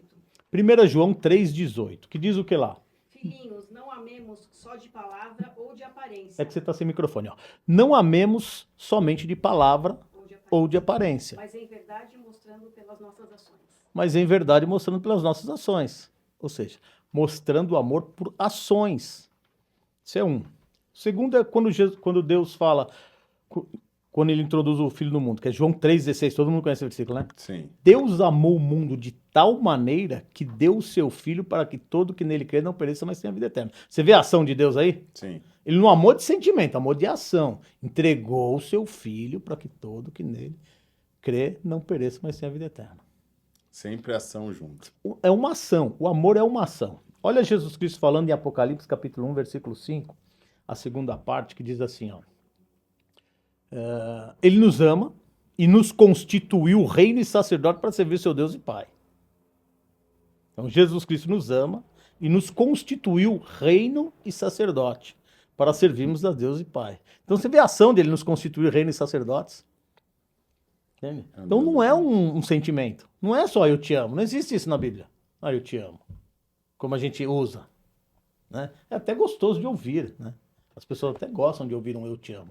Mas será que é sincero? Agora, uma ação é sincera. Porque houve um esforço, né, da parte da pessoa. Sim. Como eu vou provar que eu amo meus irmãos? Eu vou fazer um esforço da minha parte. Sim. Entende? Aí é uma prova real. Agora, se eu só falar, não tem esforço nenhum. Falar não requer esforço nenhum. Então, esse aí nós precisamos ter um pouquinho de cuidado em relação a esse negócio de amor, né? Porque esse só falado... que não serve muito. Esse tema é importante, né? Porque as pessoas às vezes confundem um pouco. E aquilo que eu falei, parte. né? O maior ato de amor pela história da humanidade, na história da humanidade, foi Deus ter enviado Jesus Cristo para morrer no nosso lugar, né? E nos salvar, né? Esse é o maior ato de amor, não tem como chegar perto. Se juntar todos os atos de amores que os humanos fizeram, na história da humanidade, não chega perto desse, Não né? chega nem perto, né? Entende? O que a gente faz é muito pouco, né? E outra coisa do amor, a gente tem que tentar retribuir um pouco para Deus, né? Porque uma vez que eu recebi um amor tão grande, de Deus me perdoar dos meus pecados, das minhas falhas, como não retribuí-lo mesmo numa proporção muito pequena, né? Mas eu preciso me esforçar para retribuir. E é aí que está intrínseco, o nosso verdadeiro vínculo com Deus. Quando a gente reconhece o que Deus fez por nós e queremos devolver, nem que for numa proporção menor, porque igual não dá, né? É. Então a gente vai devolver numa proporção menor. E aí, Clay, como eu faço para devolver uma ação de amor a Deus, para retribuir nem que for numa proporção pequena o que ele fez por mim? Jesus Cristo falou assim, ó, estive com fome, estive com sede, estive nu, estive preso, estive doente, vocês fizeram, né? Deram de comer, me deram de beber, foram me visitar, né? Me vestiram. Quando, Senhor? Quando vocês fizeram alguma dessas coisas a esses pequeninos, a mim fizeste. Então, quando a gente faz para o próximo, para o nosso irmão, é como se a gente estivesse fazendo para Deus. Sensacional. Muito bom. Esse tema é um tema que as pessoas confundem um pouco, né? Agora, a gente entrando no 8º tema aqui, quem escreveu a Bíblia, a gente falou já um pouco disso também, né? A gente colocou aqui no tema, mas acabou falando no decorrer aí, né? Os escritores, acho que são 40... São aproximadamente 40 escritores da Bíblia, alguns a gente nem sabe quem que é, não tem certeza na verdade, né? Como, por exemplo, o livro de Hebreus. Muitos acham que é Paulo, mas ele se identifica em todos, menos nesse. Então, muitos dizem que não, né? Então, como não tem identificação lá. Mas não importa quem são os escritores. O que importa é o autor, né? Porque Timóteo 3,16, né? 2 Timóteo 3,16 diz que a Bíblia é inspirada por Deus. Sim. E apta para o ensino. Então, o que Deus fez? Deus inspirou esses escritores a escreverem a Bíblia ao longo, né, desses quase 1.500 anos aí.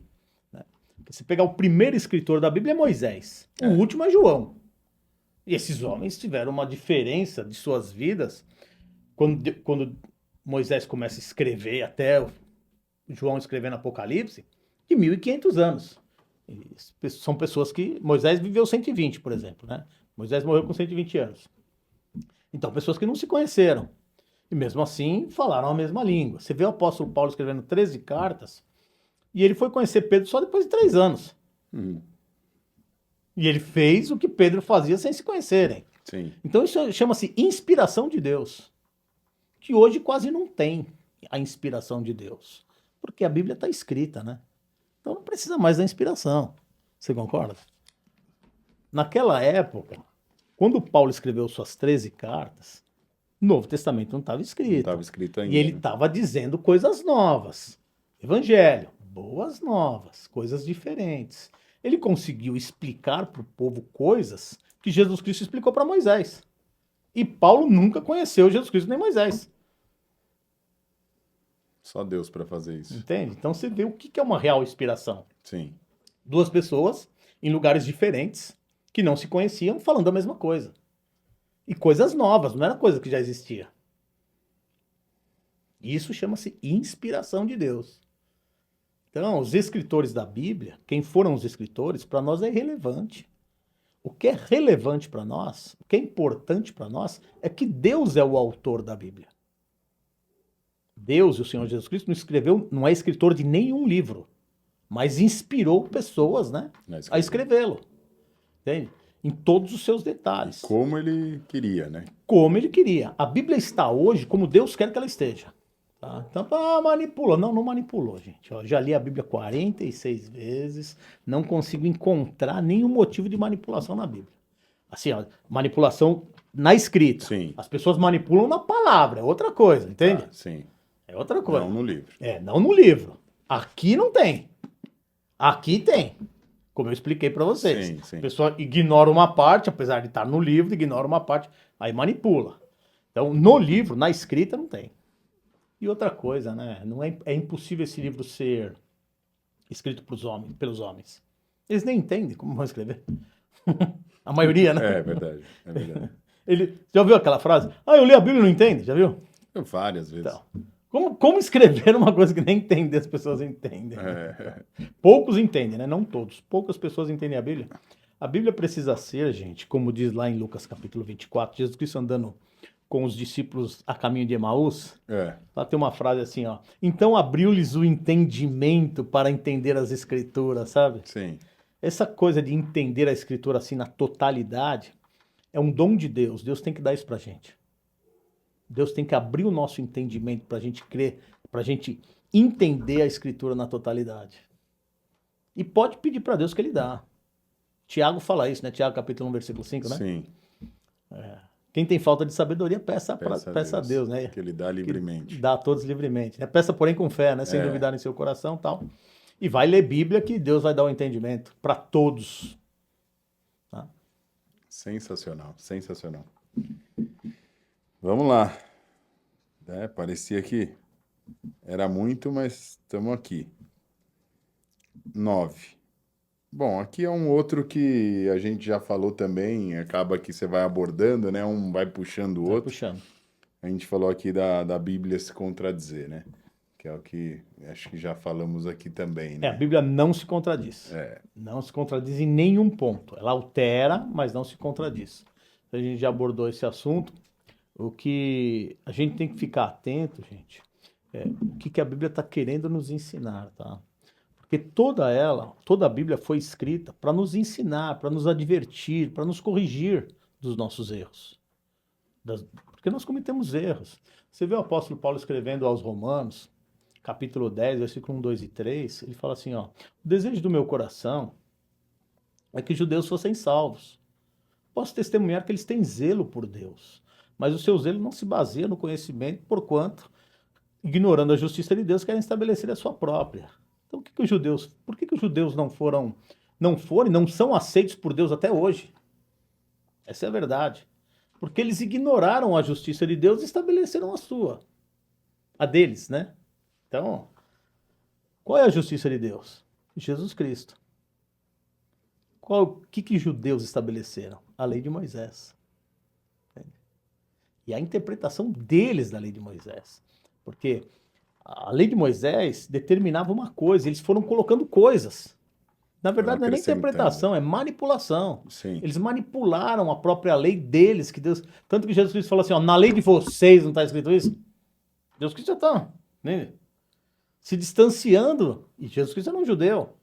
Ele tem que falar na nossa lei. Ele não fala, ele fala na lei de vocês. Por quê? Porque eles começaram a criar doutrinas que passaram a não ser aquilo que Deus estabeleceu. Sim. Então, por isso que Paulo falou isso. Eles estabeleceram a justiça deles e ignoraram a justiça de Deus. E muitos de nós hoje fazemos isso também. A gente estabelece a nossa justiça, o que é? Não, eu acho que tem que ser assim. Não, eu tenho Deus no meu coração. Não, eu sou isso, eu sou não sei o quê, eu sou não sei o quê, não sei o quê. A justiça humana. E quando faz isso, ignora a justiça de Deus. A verdadeira justiça. E aí, filho, não tem salvação. Como diz o apóstolo Paulo, o desejo do meu coração é que eles fossem salvos. Mas não são. Por quê? Porque ignoram a justiça de Deus e estabelecem a sua própria. Esse é o maior problema da interpretação, entende? Sim, Você sim. passa a criar uma justiça que você acha que é certa. Sim. E não Acredita nela e que as tradições também que falamos, né? As tradições, as manipulações, o desejo humano, né? Porque hoje o dinheiro conta muito, né? O dinheiro fala muito alto, né? Então as pessoas pegam porções da Bíblia que fala de dinheiro e deixa aquilo super evidente, né? E outras coisas que são muito mais importantes inutilizam, como por exemplo a salvação que nós abordamos aqui, né? Não é muito mais importante do que a prosperidade? Tanto é que acho que é o livro de Judas, que ele fala que ele quer falar da salvação, e ele fala, não, vou ter que falar dos falsos mestres e falsos profetas, né? E isso está permeado na Bíblia toda. O Senhor Jesus Cristo começou dizendo isso, né, em Mateus capítulo 7, versículo 15. Sim. Cuidado com os falsos profetas, eles vêm a vocês como ovelhas, mas por dentro são lobos devoradores, né? Já começou a falar. O apóstolo Paulo também falou, né? Falou, a hora que eu sair, eu sei que vão ser introduzidos no meio de vocês lobos ferozes que não pouparão o rebanho, né? E Judas, todos falaram, todos os escritores, né? Deus usou todos os escritores para falar. E Judas, ele escreveu... O livro de Judas tem um capítulo só, né? Sim. Tem 24 versículos, né? É sensacional o livro de Judas. Ele fica um livro antes de Apocalipse. E tem uma doxologia muito linda no finalzinho ali. Mas no começo ele fala isso aí que você falou. Ele falou, eu queria muito tratar do assunto de salvação com vocês, mas eu preciso falar de uma coisa antes da salvação. Cuidado com o que vocês escutam. Cuidado com os falsos profetas, cuidado. Ele vem falando. Porque é o que pode te afastar da salvação, né? Como Jesus justamente. Cristo falou em Mateus capítulo 23, né? É. Percorrem terra e mar para fazer um convertido, e depois, quando consegue, o torna 2 vezes mais filho do inferno do que eles mesmos, né? É um perigo, Então, um grande perigo. E a gente tem que ficar atento, né? Porque se a gente não ficar atento a essas coisas, a gente pode ser induzido, né? A ser 2 vezes mais filho do inferno do que os que estão ensinando. E foi uma das coisas até, né, um dos motivos de você ter inaugurado a igreja, né? Foi um dos motivos. Eu fundei a igreja em 2003, né? Em janeiro de 2003, porque estava desanimado com as igrejas a qual eu estava congregando, né? Sim. E eu falei, o que eles pregam aí, o que eles fazem, eu faço melhor, né? Porque é muito superficial, né? Pelo menos na igreja a qual eu congregava. E aí eu fundei, e um dos motivos foi que o meu principal carro-chefe lá tinha que ser falar a verdade da palavra de Deus. Justamente esse é o nome, né? Verdade de Deus. Sim, por isso que colocou o nome. Subjetivo. Esse foi o carro-chefe, né? Falei assim, Deus, se eu falar alguma bobagem, por favor, cola minha língua no céu da boca. Agora tem algumas profundidades, vamos falar assim, que é interessante de falar, Muitas. que uma delas, eu sempre falo dela, por que né, Jesus nasceu na barriga de Maria sem ter relação sexual com José. Muito bom. Jesus Cristo, gente, ele é o único homem que passou pela Terra que era um espírito que já existia. Ele sempre existiu, então. Sempre existiu. Você vê a oração de Jesus em João capítulo 17, ele fala assim, Pai, glorifica o teu Filho com a glória que tínhamos antes de tudo existir. Antes do mundo existir. Sim. Então, por aquelas palavras, você já vê que ele existia antes. Sim. E quando há uma relação de um homem com uma mulher e a concepção de uma criança, o espírito passa a existir até aquele momento. Então, eu e você existe desde quando? Desde a nossa concepção. Os nossos pais nos conceberam. O nosso espírito passa a existir ali. Nosso espírito, a nossa alma e o nosso corpo. O de Jesus, não. O de Jesus Cristo já existia. Por isso que o Espírito Santo desce e introduz o Espírito Jesus em Maria. Não tinha esse nome, né, Jesus? Claro. Né? O nome foi dado depois que ele nasceu. Mas introduz o Espírito Jesus em Maria. Porque se ela tivesse uma relação com o marido dela, ia nascer um novo espírito. E por isso que ele foi concebido dessa forma. E isso é uma coisa interessante de falar, essa profundidade, porque você também já explica um pouquinho do nascer de novo, reencarnação e aquela coisa toda, né? É bem diferente de reencarnação, né? Não, o que aconteceu com Jesus sim, Cristo, sim. né? Porque o nosso espírito, a partir do momento que ele existe, na concepção dos nossos pais, quando os nossos pais nos conceberam, passamos a existir a partir dali. Então, a gente e a não partir existia. dali somos eternos. Tá? Não vamos ser eternos aqui na Terra, né? Vamos passar um período aqui na Terra, tanto que o apóstolo Paulo fala que nós somos forasteiros aqui, né? Estrangeiros e forasteiros, né? Sim. E depois vamos passar no mundo espiritual, seja no céu, quem tiver em Cristo, ou no inferno, quem não tiver em Cristo. Mas somos eternos. Mas nossa concepção o início da nossa existência é na concepção dos nossos pais. É importante falar isso também, Que os porque nossos pais nos conceberam. Né, nessa coisa das pessoas acreditarem em reencarnação, muitas das vezes até para, né, de alguma forma se confortar por situações que viveram, ou que perderam, ou isso ou aquilo, é importante falar dessa profundidade, que é uma profundidade que explica muito, né? Saber que você iniciou ali, né? Que não tinha E também da maneira que você vai viver, né? Porque se você nasce de novo, se existisse uma reencarnação, uma suposta reencarnação, você não teria que aplicar nada que Jesus Cristo, porque você vai vir Deixa de novo. Deixa pra outra vida, arrumar pra outra vida. O que eu vou... Eu vou viver do jeito que eu quero viver e acabou, né? Então você vê que é bem diferente do que as pessoas... E se a chance está na nossa nova vida, para que Jesus Cristo veio morrer na cruz? Não, e uma outra coisa que a gente fala também nesse quesito é a evolução das pessoas. Como é que está? Está evoluindo ou regredindo, né? No tempo de Jesus Cristo, supõe-se que havia aproximadamente 150 milhões de pessoas no mundo. Hoje tem 8 bi. É uma conta que não fecha, né? É verdade. Tem É uma como. conta que não fecha. Quanto tinha aproximadamente? 150 milhões. 8 bi. Meu Deus. Tá chegando perto de 8 bilhões de humanos na Terra, né? Sim, sim. E aí, fora. E na época de Jesus Cristo era 150 milhões a população mundial. Uma estimativa, claro, né? Sim, sim. Entende? Então aí essa conta não fecha, né? Se eu vou e volto, tem que manter os 150, né? É, não tem muito sentido, né? Por isso que eu falo, todas as religiões têm contradições, menos a Bíblia. Então observa, gente, resumindo, que religião é Jesus Cristo. Se perguntar para mim qual é a minha religião, eu não vou dizer que eu sou evangélico, não vou dizer que sou católico, não vou dizer que sou espírita, eu vou dizer que a minha religião é Jesus Cristo. Porque é o único que consegue me religar a Deus. Não só a mim, mas todos os seres humanos. É o único que morreu na cruz por nós, é o único que fez um baita de um sacrifício. Se nós formos ver, o maior ato de amor feito na história da humanidade para a humanidade foi o que Deus fez através de seu Filho por nós.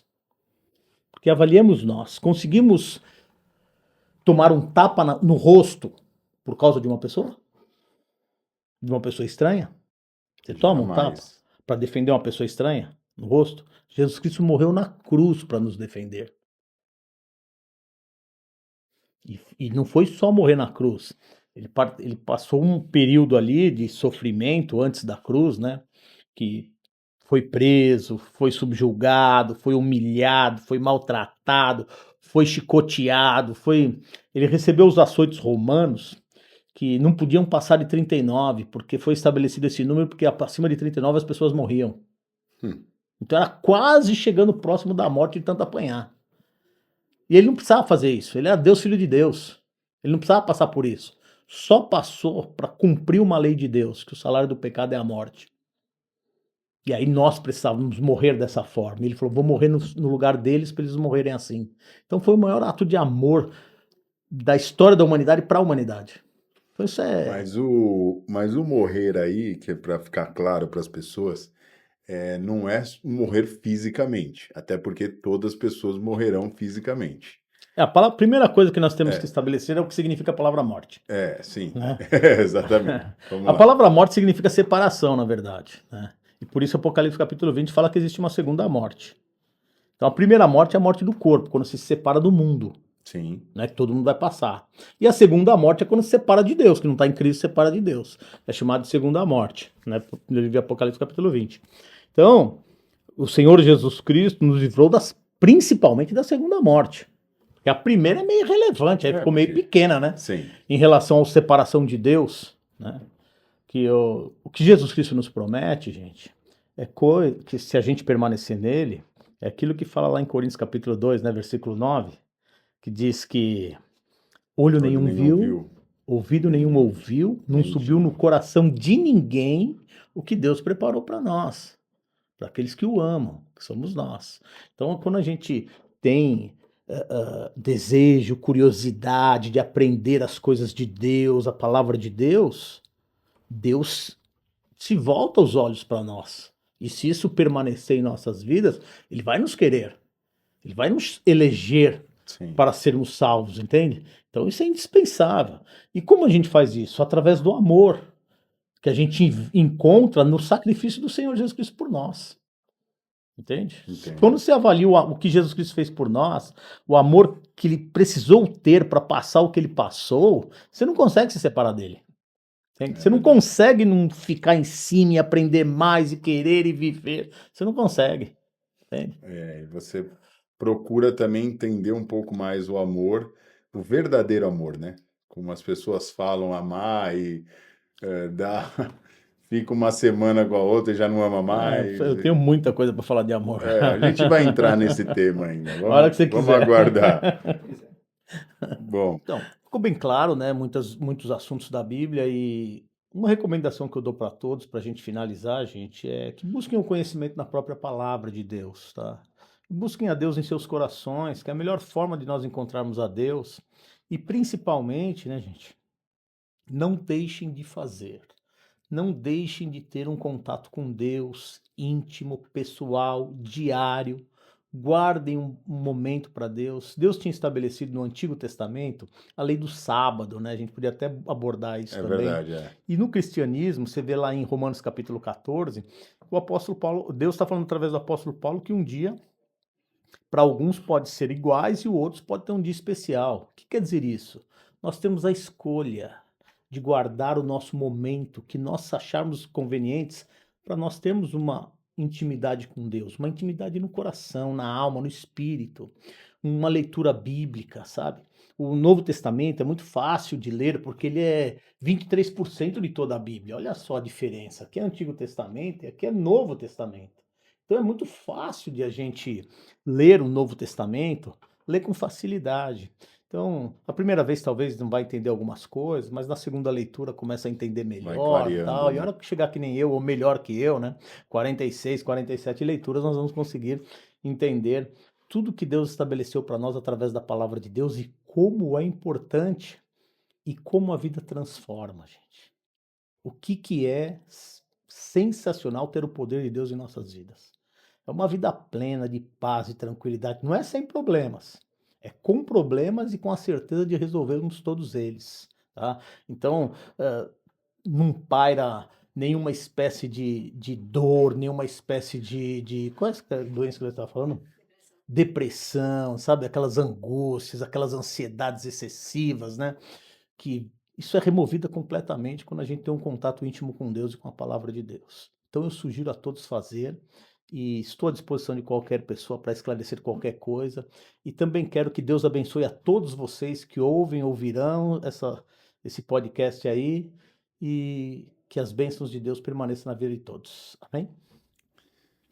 É sensacional, hein? Esse foi o nosso primeiro. Esperamos aí, pedimos a Deus que nos dê novas oportunidades, né, Clay? Agradeço aí você ter aceitado essa empreitada, né? A gente começar a trazer um pouco mais, que eu acho que a internet hoje ela faz isso, né? Ela alcança mais pessoas. A gente lá tem né? Como você já mencionou, né? A igreja é na sua casa, é algo pequeno, né? Para poucas pessoas, mas a gente quer aí através desses, né? Do YouTube, né? Colocando esses vídeos para que alcance mais pessoas, né? Pessoas às vezes até fora do Brasil que ouvem, que buscam, que querem, né? E precisam, e também, claro, aqui. E trazer sempre uma dúvida, né, que as pessoas têm. Eu tinha muitas dúvidas, e você sabe disso, né?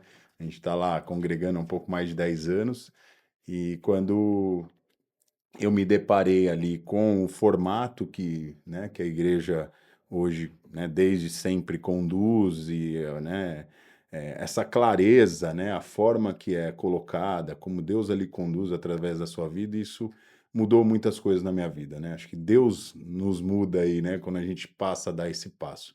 Então a gente vai colocar aí no YouTube para vocês curtirem, compartilharem e se inscreverem também no canal, para que a gente possa a voltar sempre trazer mais conteúdos aí. Tenho certeza que vai agregar muito.